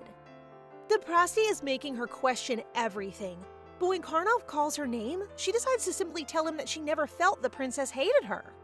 Once that's wrapped up, he stands up and bids farewell while Ludmila watches him leave, and feels frustrated by how he only shows his gentle side to the princess. She suddenly gives herself not just one, but multiple slaps on the face, causing her mouth to start bleeding as she encourages herself not to fall apart now. She swears to figure out what Karnov likes so much about the princess. Actually, I don't want to hate her, so I blame her poor personality on the Prasti. General Ekaterina pays the emperor a visit to drink the liquor that Aisha made, and when the emperor mentions his son, she remarks that he is ruining the mood for her drinking. The old guy emperor becomes grumpy, saying that she should be more grateful that he is sharing the booze, and that the reason he invited her is because Aisha endlessly begs that he share the drink with her, which makes the general laugh. In any case, the general gets serious and believes her son is scared that Karnov would make him pay for previously abusing him. So all of these marriage talks have the aim of placing her son, Karnov, below him. If Karnov obeys his parents' decision, her son, the Duke, will gain greater authority. However, if Karnov refuses, she knows there will be a serious problem. The emperor openly comments that her son is stupid for making such a choice, prompting the general to respond by pointing out that there were his sons before her son. The poor emperor can't even beat this old granny. Still, the emperor hopes that Vice Commander Karnov will take over the Duke's title, as is the general's intention, and declares that she would allow her grandson to marry anyone he chooses. Speaking of marriage, General Ekaterina asks if the emperor has any plans for the princess's marriage. But it appears that this loving old man has no plans for it yet because his granddaughter is only 14 and she still looks like a kitten in his eyes. He starts voicing his feelings about how intimidating Aisha can be when she's upset, and he even mentions how she straightforwardly points out his mistakes to his sons. This brings a smile to the general's face, as she knows he's been wanting to receive such honest criticism ever since his son, Yurye, left from the palace. That evening, Aisha is summoned to the emperor's office, where she is surprised to notice a dark aura around him, signaling that he is currently mournful and regretful. Shamal then informs her that the emperor has just realized how kind-hearted she is, which is why he's so droopy right now. This prompts Aisha to move towards her grandfather, who pats her head and compliments her on always telling him what he wanted to hear without trying to win his favor. After that, he stands up and realizes that he has never asked what power her spirit possesses. So he gets down on one knee, takes her hand, and asks if she may tell him about her ability. Aisha reveals that she can see people's emotions and colors, and as a result, she can roughly understand what she should do. She can now see light pink, cream, gray, and light purple around her grandpa, prompting him to wonder if she knows what they signify. She explains that her powers do not offer her clear answers, but she does know that warm hues represent love and purple represents worries. Now that the emperor is aware of her abilities, he remains confused as to how she can tell him exactly what he wants to hear, prompting Aisha to explain that it is simply due to her forthright and impertinent manners. She then teases him that he might be interpreting her comments to suit himself because he adores his youngest granddaughter so much, causing the emperor to giggle and gently thump her on the forehead. He then shifts the subject, stating that her power will be extremely useful during the Imperial Guard party because the entire royal family will be present, and he requests that she use her power to help Alyosha. Today, Karnov pays a visit to Aisha, who appears to be busy responding to a letter from Ludmila, who says she wishes to pay her a visit within 2 days. It appears that Ludmila has been visiting her on a regular basis. Karnov sighs, seeing this as Ludmila attempting to compete with him, but he doesn't explain anything to Aisha, simply reminding her that she has recently forgotten Natalia because she's too preoccupied with Ludmila. She starts crying and is struggling to save both worlds, while Karnov, her ever-supportive friend, merely pats her on the back. Anyway, Karnov comes today to deliver to her what they dug up from the mine in Lumen Vasilise, which quickly restores Aisha's energy. However, before giving it to her, he insists that they dance the waltz for one song. Without waiting for her response, he turns on the music box, and as they dance, Aisha pouts because she desperately wants to see the diamond. She says that her legs are already aching and should rest, but he kneels down, removes her heels, and places her feet on his. He is being low-key romantic here. They start whirling and spinning, and he is very disappointed when the song ends, while Aisha is overjoyed and urges him to hurry and show her what they discovered in the mine. He takes out a pouch from his pocket, making her think that he must have processed the jewel into a ring or a brooch. This confuses him because what's inside the pouch is not what she expects. It's actually salt. PB mentioned that there's something white, transparent, and sparkly inside that mine, and it, definitely is, since the land is actually a salt mine. Aisha is now shaking with frustration after being pranked by the little chick, and she can't help but shout his name. Rest in peace to the chonky bird. She says sorry to Karnov because she genuinely believed the land would turn into a diamond mine, but he actually prefers the salt mine since salt is really expensive. As Karnov makes his way home, he's still pondering Aisha's thoughts on diamonds and wonders if she might be interested in accessories made from them. However, he has been watching the girl for a long time and is certain that Aisha is only interested in bread and such stuff. But what else can he give her when the emperor has already given her a kitchen and Alyosha has been stockpiling her kitchen with expensive goods? He's beginning to consider that perhaps a farm or an orchard would be a good idea, but he worries it might take up too much of her time, leaving less time for them to spend together. Until he realizes that the best way to make Aisha happy is by developing the railway, as it will make her trips to see her parents much easier, so he decides to invest in it. Oh, to be loved is to be known indeed. Natalia will be visiting her today, so she goes to meet her and trusts Reese to choose the dress she will wear for the celebration. As she walks outside, she realizes that the gardeners are very busy, and seeing the new trees being planted along the walkway makes her uneasy. And when she discovers that they planted apple trees, she begins to sweat heavily. She discovers that it is a special order from the Crown Prince, But PB tells her not to be so surprised since she pranked Alyosha about it. That is true, but she wasn't expecting him to replace all of the trees on the walkway with apple trees. This is how you are adored, my dear. Her thoughts are interrupted when Natalia finally arrives, and wow, this lady really knows how to make an entrance as she shows up riding a horse. It would be so awesome if she became a knight or something like that in the future. Aisha heads inside and tries to lighten the mood by asking Natalia some questions. But Natalia responds with such short answers that Aisha starts to wonder if she's upset about her spending time with Ludmila lately. Finally, Natalia admits that she no longer feels worthy of being Aisha's friend. Natalia never expected Ludmila to become closer to her, so she apologizes and promises to work harder for their friendship, causing Aisha to become frantic as she tries to reassure her that she likes her just the way she is. However, Natalia is not convinced and wants to prove herself, so she asks if they can bake together, prompting Aisha to grab her face and declare, in a serious tone, that she doesn't have to try so hard since if she wanted to, she would just say so. Just like today, Aisha sweetly asks Natalia if she wants to bake with her. After some time, they finally finish creating a very beautiful and delicious tart, which Aisha has named Tart Shasha because it's a special tart they made together. This makes Natalia so happy that her playful energy returns as she spins Aisha around. Their friendship is adorable. On the day of the Imperial Guard celebration, Karnov, who looks more charming with his new hairstyle, pays a visit to the Crown Prince, who also looks wonderful. They discuss the railway construction, and the Crown Prince teases Karnov by mentioning that one major investor built a special room where you can heat bread or boil water, prompting Karnov to tease him back because he knows he planted apple trees because of Aisha.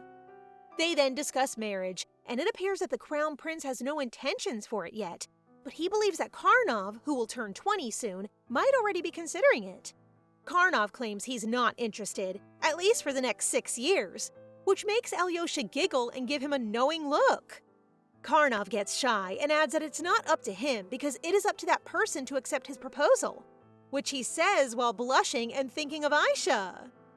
It's truly impressive that he never crossed the line and chose to wait for 6 more years.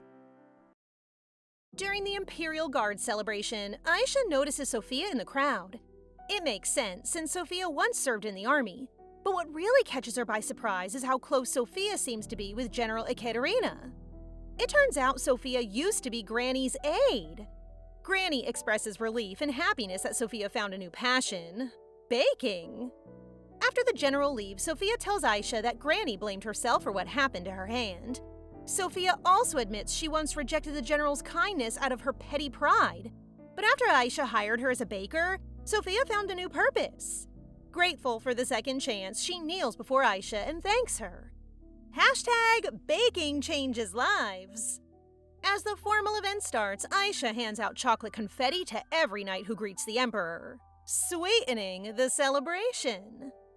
When the dance starts, Aisha is excited to dance with Karnov, but he suddenly disappears, so she ends up dancing with her bestie Natty instead. These two are having fun, like seriously having a blast, to the point where they're both huffing after the song. Karnov finally arrives and explains that he had some business to take care of earlier.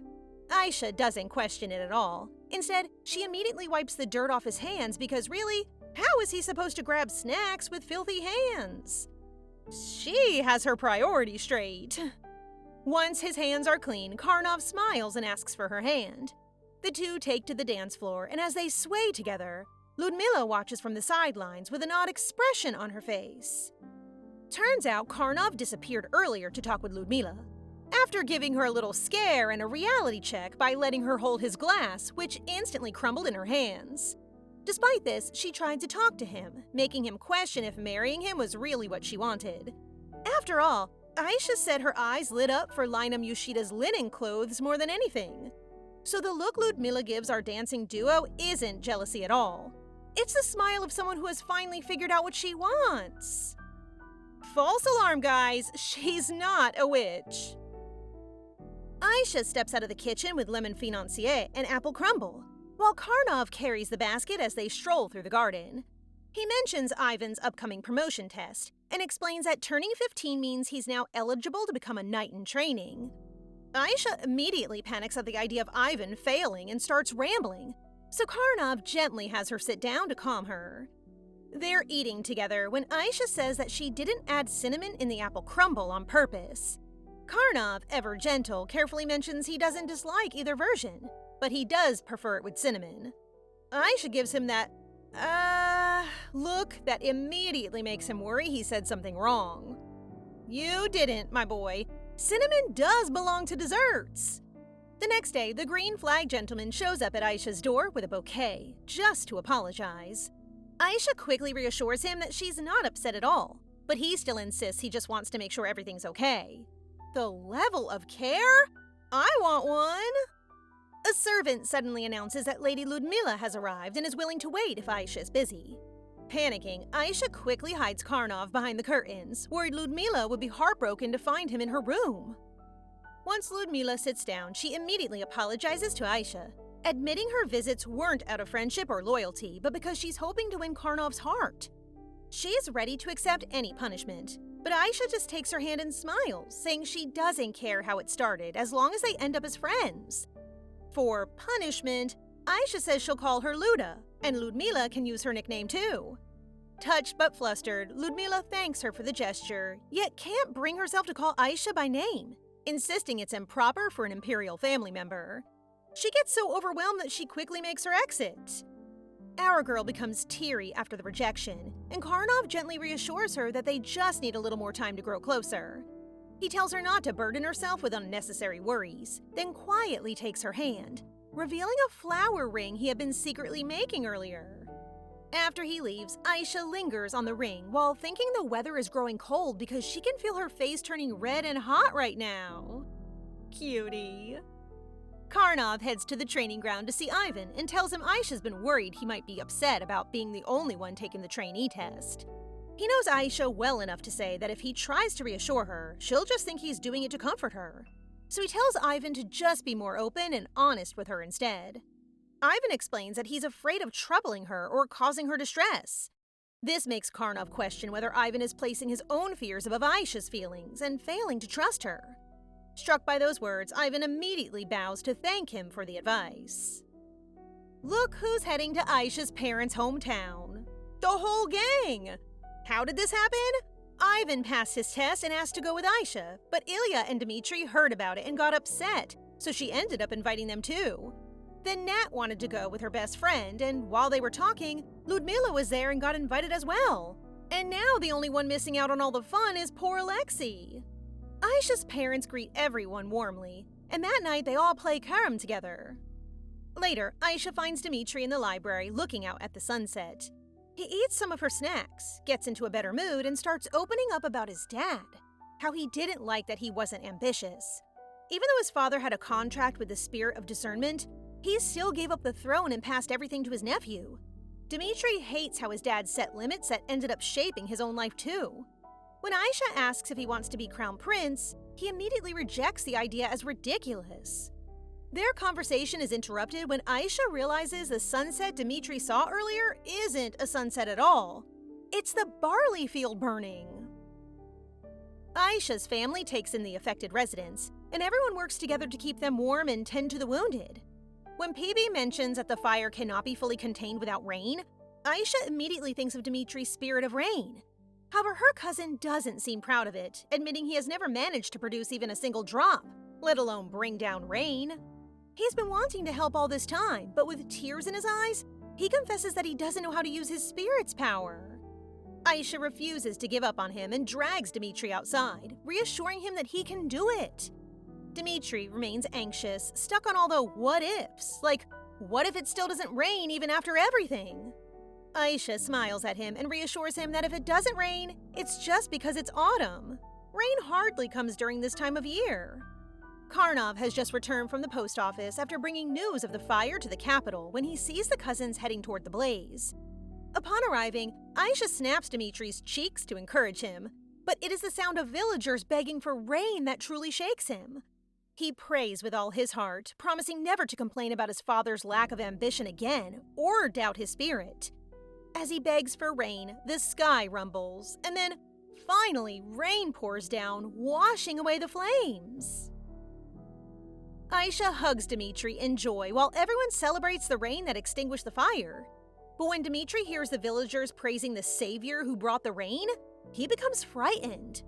Alexei arrives just in time and immediately understands what happened, though before he can praise Dmitri, he is shocked when Dmitri suddenly kneels before him. Dmitri basically makes it sound like Alexei was the one who did it.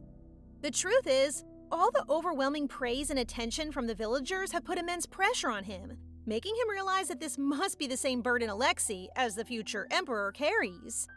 He also comes to understand that his father likely knew he couldn't bear such responsibility, which is why he never pursued the throne. He finally gets it. Great power really does come with great responsibility.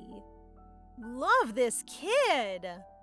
Aisha checks on Dmitri in his room, worried he might be sick, and asks why he told everyone the crown prince made it rain when he was the one who actually did. Dmitri says he just wants to prove that there's something great about him too. He insists he's not trying to brag. He just wants people he cares about to know he's capable of something amazing, and that's enough for him.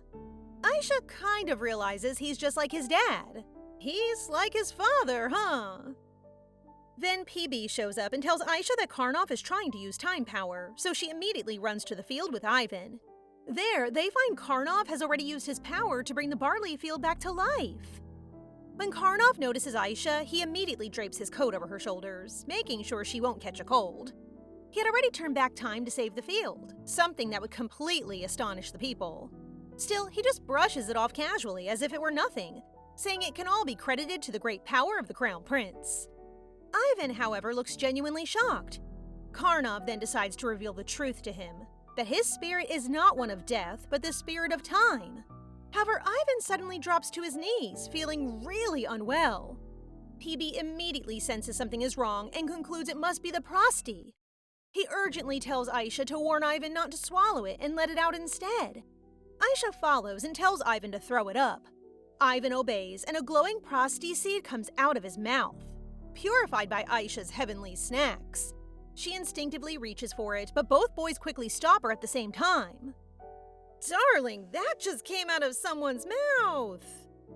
Ivan takes the stone instead, while Karnov points out that they can't plant the prosty in the barley field. Aisha is confused, since she never even mentioned planting it, but then realizes PB had brought it up earlier. That's when it clicks. Karnov can actually hear PB's voice. Aisha and Karnov plant the seed together and settle under a tree, talking about how he can hear PB's voice but still can't properly communicate with his own spirit. Still, Ivan is safe now, and that alone puts Aisha in a brighter mood. She's energized again, thinking about continuing to bake for Uncle Valerie and Luda so they might spit out prosties too. She then shares that she wants to complete this mission before she turns 20, because she wants to start doing something else by then. When Karnov asks what that something is, she smiles and simply says, "With him." Oh my gosh, what is this? Well, it's not just with him. Aisha also brings up Nat and Luda's favorite desserts, and it turns out she wants to open her own pastry shop. Girl, I was already about to squeal! Karnov looks completely taken aback at first, but he ends up smiling as he realizes that this dream is just so Anastasia-coded.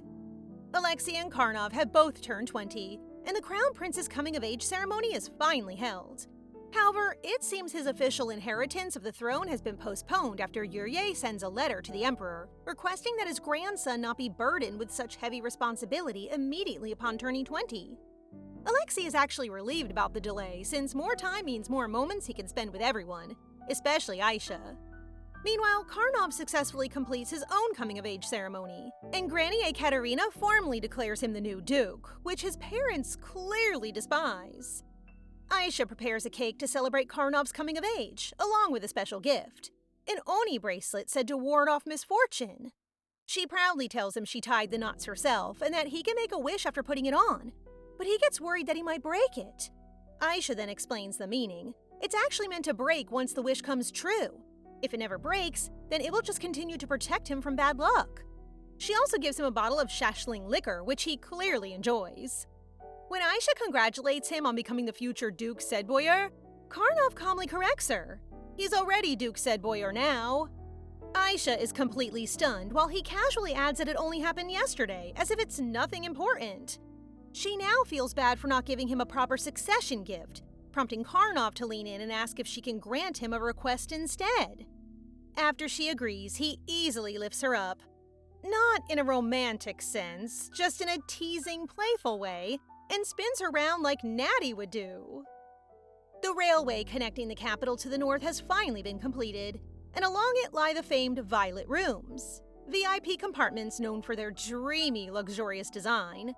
But there's a little secret behind them. There's actually only one such room, and it belongs exclusively to a certain beloved princess who will soon be turning 17.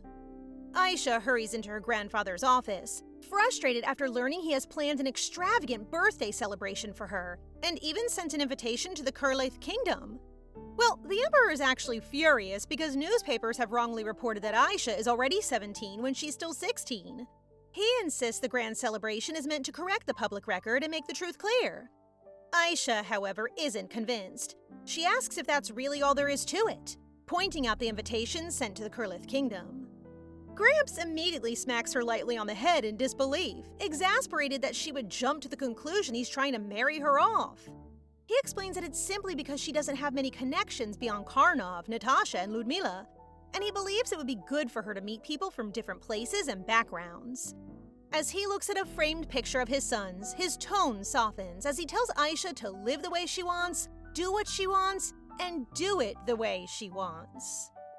The delegation from the coveted kingdom arrives, and among them stands the red-haired Prince Nothia. Red hair, red flag?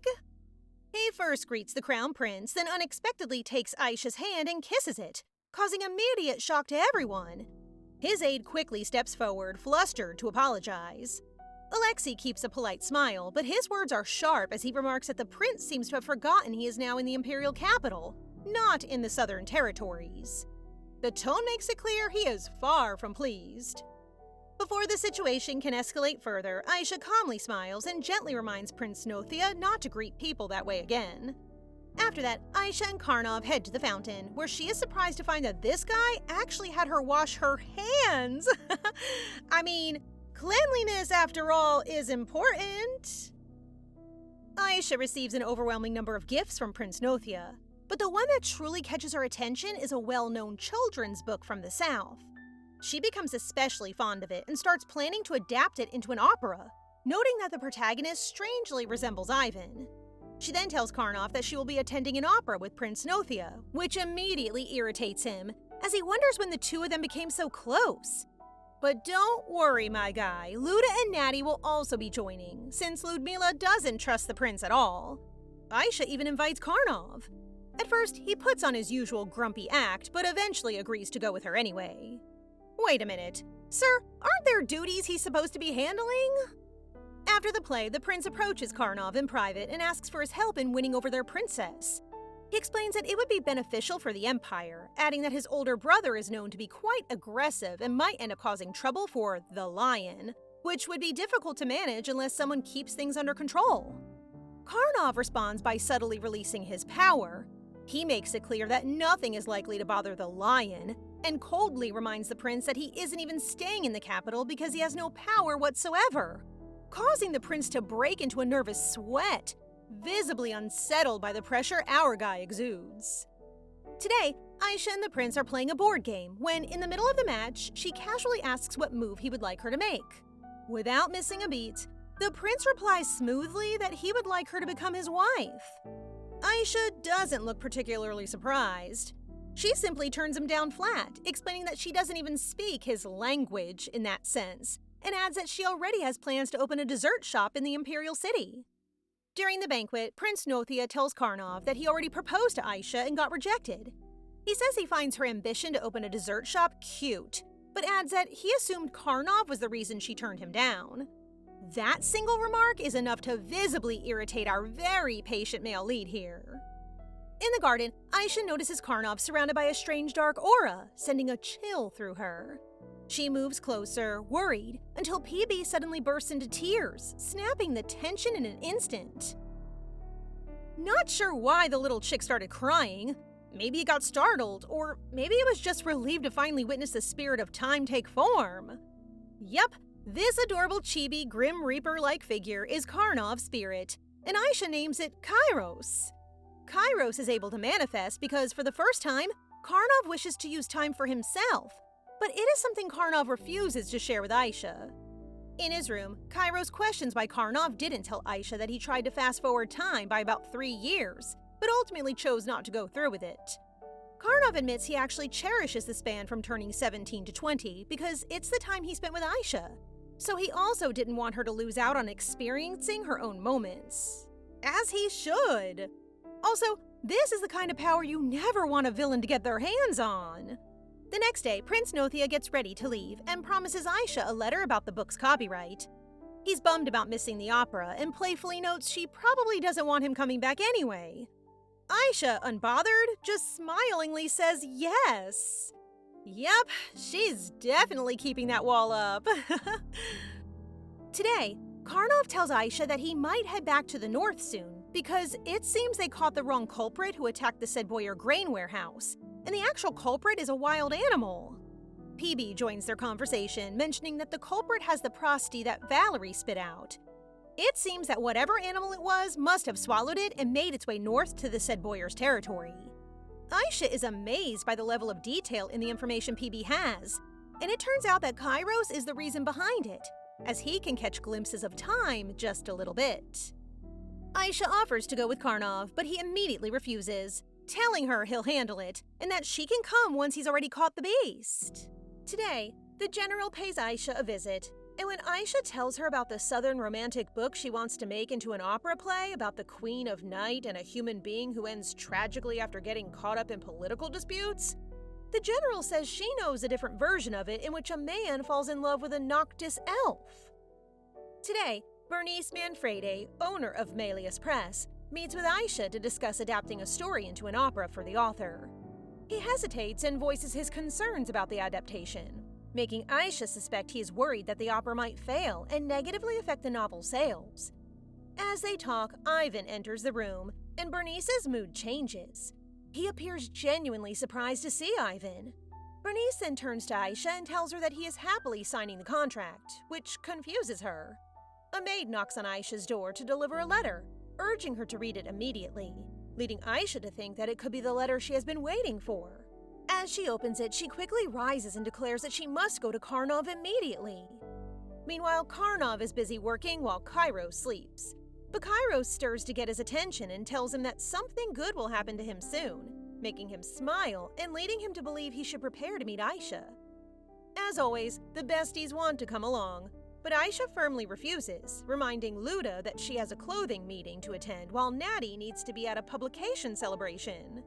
Aisha then asks her grandfather for permission to leave and finally tells him about the World Tree and the Pastries. Furious that she's been carrying such a burden alone, he's only calmed when Aisha explains that it felt like a fun game to her, and that while he and Alosha protect the Empire, she wants to protect the world their empire belongs to. Realizing he can't stop her, he agrees to let her go north, with a group of knights as escort, of course. When Aisha and Ivan finally arrive, she is certain Karnov will be thrilled to see her. Instead, she is the one caught off guard when she finds him already waiting at the train station. Still, she pouts over the fact that he never replied to her letters, prompting Karnov to gently hold her shoulders from behind and apologize for making her worry. I know he'd hug her if he could. Upon arriving at the said Boyer domain, Aisha learns that the beast Karnov captured is twice the size of a lion. When they visit its enclosure, she finally catches sight of the giant cat she needs to purify. They begin tossing food to the beast, and after a hearty meal, it eventually drifts off to sleep. Aisha is considering preparing more food immediately, but Karnov firmly insists that she needs to rest first, and quickly turns to leave. Aisha swiftly follows him, reaching for his shoulders as she tells him to wait. But to her surprise, Karnov yanks her hand. He flinches at his own reaction and tells Aisha to hurry and check her room, leading her to follow without hesitation, leaving him to sigh in relief. That night, a knight tells Karnov that no other monsters have been found except for the one already captured. He also adds that Baron and Baroness Yasnaya, his whatever parents, are on their way from the south. Exhausted, Karnov closes his eyes and sighs. just as another knight named Constantine enters with sandwiches for him. Constantine was on his way to deliver his report when Aisha dragged him into the kitchen. Not only did this lucky guy get to enjoy her homemade snacks, but he also got to cook with her. In reality, Aisha used the opportunity to ask whether Karnov had been hurt, and she was horrified to learn that he had suffered a back injury that bled for quite some time. Back in the present, Aisha goes to see Karnov to make sure he eats. But she can't hold back her tears as she asks whether his injuries hurt badly and if he's truly okay now. Our guy panics when he sees her like this, so he kneels, holds her hand, and assures her that he will not be hurt again, and that if he is, he will tell her immediately. This is the first time she has cried like this, right? This says a lot about how much she cares for him. To calm her down, Karnov explains that he actually did write back to her. However, the post office building collapsed before the letters could be sent. By the time it was operational again, he had written so many letters that he worried sending them all at once might overwhelm her, so he ended up setting them aside. Looks like his attempt to change the subject doesn't work, because Aisha is determined to check his injury for herself. With no way out of it, Karnov reluctantly shows her his back, where the claw marks from the attack are still visible. He quickly puts his shirt back on and makes a pinky promise with Aisha that he will never hide things from her again, which she accepts. Later, Aisha checks on the cat, but she can't help feeling angry when she sees it, remembering what it did to Karnov. Even so, they continue feeding it, and it has now shrunk to half its size, leaving her excited about where they'll plant the pasty once the cat eventually brings it up. Karnov's parents arrive and introduce themselves as his parents, but Aisha innocently refers to them as the Baron and Baroness. Just as the Baron is about to react, she suddenly pretends to feel dizzy, prompting Karnov to escort her to her room and leave his so-called parents waiting behind. Once they reach her room, Aisha vents her frustration at Karnov's parents, saying she hates the way they look at him as if he had stolen something from them, and as though they want to see him in pain. She can't understand how his own parents could be afraid of him, but Karnov simply smiles and says that most people are afraid of him anyway. He then admits that he does hate his parents too. While he never used to care what others thought of him, seeing how their gazes hurt Aisha more than it ever hurt him makes him realize he can finally be honest about it. An emergency is suddenly announced, and they rush to the location where the kitty beast is being kept. There, they find it injured, bleeding, and poisoned. PB manages to calm Aisha by confirming that it is still alive and breathing. He explains that her touch can act as first aid, as it helps extract the poison by purifying the pasty within it. When the beast finally wakes, it panics and scratches Aisha's arm, but it eventually calms down and moves toward her when she gently tells it she can ease its pain. In her arms, the cat, vomits out the pasty. Yay? Her arms are now patched up, and Karnov realizes she did it on purpose, since if the princess is harmed, whoever caused it will not be able to escape punishment. She chuckles, claiming she doesn't like him enough to go to such lengths to solve his domain's issue. But to her surprise, he leans in to say that he knows she likes him that much, prompting her to blush. She looks away and shifts the subject, questioning the purpose of the pasties. There are only 5 of them, and they do not appear to be implanted in any specific targets. It's actually very simple, and our little chick will explain. If all seeds mature into world trees, people and spirits will be able to interact without any contracts. However, if they become extinct or contaminated, the channel connecting the human and spirit worlds will vanish, and darkness will settle on the human realm. Constantine then appears to report that they have captured those who poisoned the beast. Look who did it! Karnov's parents! I'm not even surprised. His father attempted to make an excuse, claiming that he resents the beast for harming his son.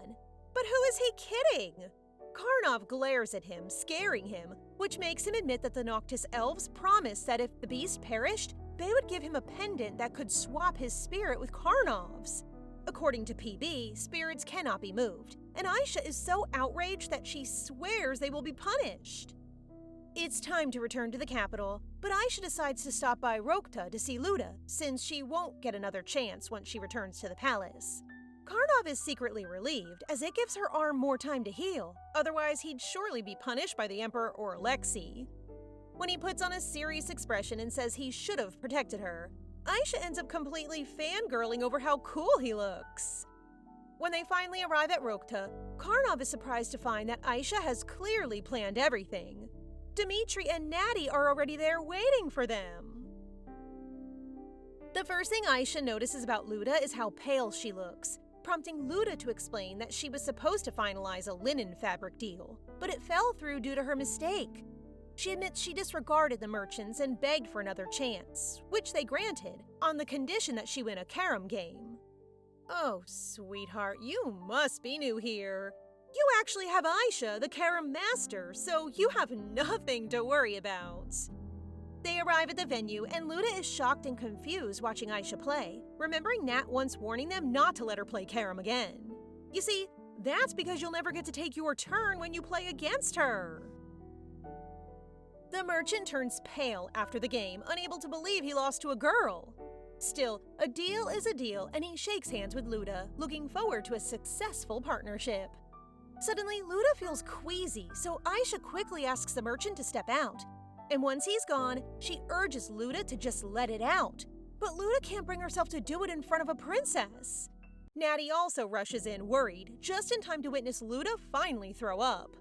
The ladies look shocked, but not Aisha, who happily picks up the prosty, which horrifies Luda so much she screams in shock. We've talked about hygiene, Aisha! Aisha agrees to Bernice's sudden request for an audience, and he arrives with Darya, the author of the book. When Aisha catches Darya stealing glances at Ivan, she questions whether she is interested in him, causing them to clarify that he only shares characteristics with the character in the book. As Aisha observes them, she notices strange overlapping emotions. Sadness, shock, and happiness all at once, emanating from both. This observation makes her wonder if the book might actually be based on real events. Aisha decides to speak with them alone, and she discloses that Ivan is half Noctis elf, so she wonders if the Queen of Night in Darya's story is a Noctis elf, and if the entire story is based on actual events. Darya then shares that her stepfather, who was already elderly when she was young, once told her his life story. He fell in love with someone he was never meant to be with, and miraculously had a child. However, the woman died after giving birth, and bandits later took their son. Since then, he has spent his entire life searching for the child, but never found him. Meanwhile, Karnov and Ivan wait in the garden. Ivan tells Karnov he can go inside if he's curious, but Karnov says he'd like to. He just knows Aisha wouldn't want Ivan left alone. That makes Ivan smile, and then he asks Karnov if discovering his origins will cause problems for the princess. But Karnov assures him that Aisha only wants to find his family for his sake. Aisha explains everything to Karnov, but he's upset that she plans to head north again without informing the Emperor or Alexei.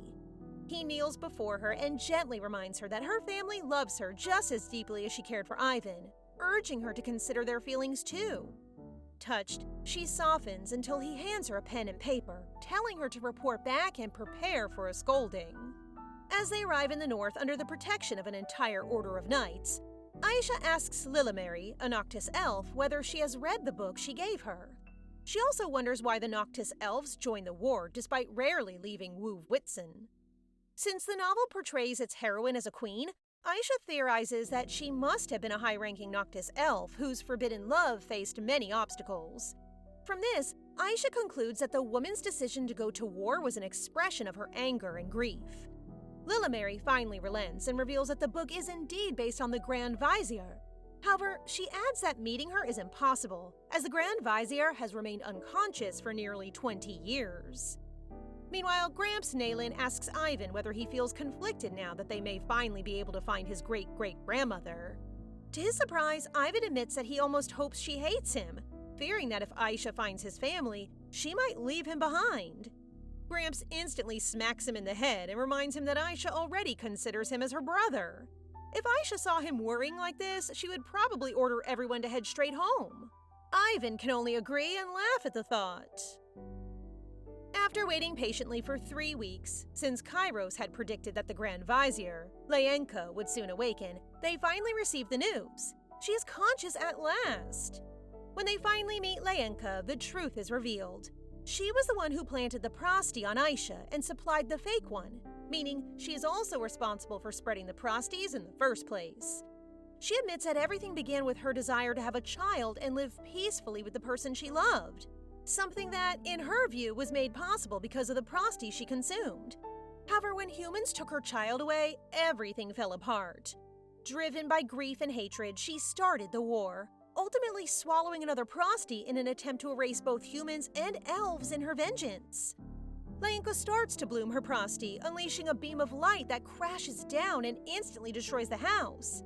Ivan rushes in to find Aisha, and Leyenka, who has now become a grotesque tree-like form, is deeply shaken to see him and tearfully says how much she missed him and has been searching for him all this time. Suddenly, Peebee flies towards Leyenka, and a radiant light surrounds him.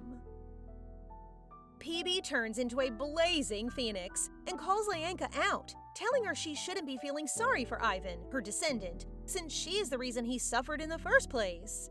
Leyenka asks what she's supposed to get in return for all the resentment she's carrying, but Aisha fires back that she already got her chance at revenge against those who hurt her, and that should have been enough. Instead, she went too far by spreading the pastries and causing a lot of people to suffer. Aisha then points out the contrast. Leyenka's lover chose to do good, adopting an orphan, sharing their love story, and raising that child to thrive in the world.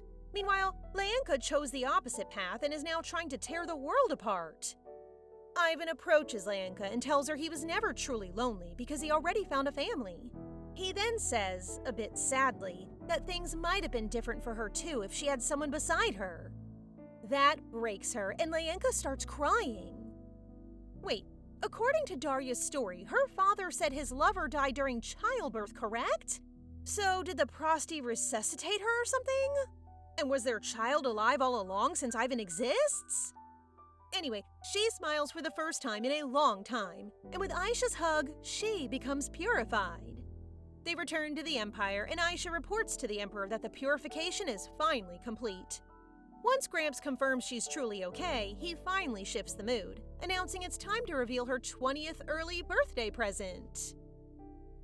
They head to a vast, peaceful land called the Pastries Garden, which turns out to be Gramps' birthday gift for Aisha.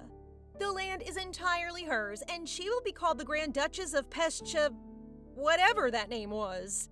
Even though she's always wanted a simple life, just baking and living quietly, she somehow ended up surrounded by people who love and support her. In the end, she gratefully accepts the gift and promises to take care of and nurture the beautiful domain. It's Aisha's coming-of-age ceremony, and for once, her parents actually show up at the palace to see their daughter. Like, no way they're missing this! Their entrance at the banquet totally shocks everyone. Aisha starts off dancing with Prince Yurye, then her mom, then the Emperor, and the whole rotation keeps going. Right now, our leads are chilling under this beautiful tree, and Karnov is low-key sulking about missing his chance to dance with her earlier. He then takes out the wish ticket she gave him long ago, surprising her. He says he's using it now, and his wish is basically for her to stop overthinking and just be honest with him. His voice turns nervous as he finally confesses, after years of holding it in, that he likes her and that he wants to be her first dance now and forever. All this time, his wish was just for her to be honest? Not even a choose me or give me a chance kind of wish? Mom, I want one too! Aisha instantly turns red and starts lightly hitting Karnov, blurting out that if he wants to be her dance partner forever, then he's basically asking her to marry him. Then she suddenly freezes, because the more she thinks about it, the more she realizes that's exactly what he meant. The two fall into an awkward silence, but Karnov gathers his courage and tries to confess more clearly this time. To his complete surprise, Aisha beats him to it. She leans forward and kisses him, then places a kiss on the wish ticket itself, leaving a lipstick mark behind before confessing that she likes him too. Ugh, I'm so happy! Today is the grand opening of Aisha's dream pastry shop.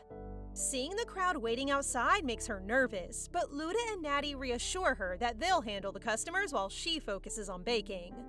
So with Karnov, Nat, and Luda by her side, Aisha opens the doors and welcomes everyone to Patisserie Pastries. Dmitri has become an imperial investigator, and Aisha still makes sure he receives plenty of pastries.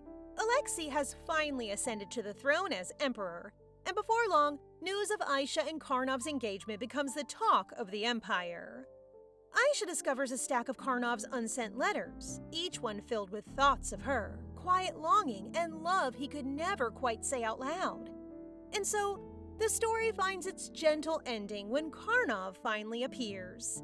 Aisha simply steps forward and pulls him into the warmest, most certain hug she has ever given. Her answer to every letter he never sent. Love is patient indeed. It would have been nice to see their wedding, though. I also like how the kids have broken free from generational trauma and found their own paths.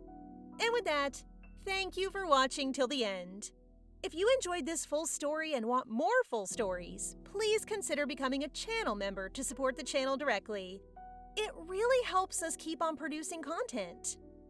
It's time for me to bake some cookies now. See you in the next story!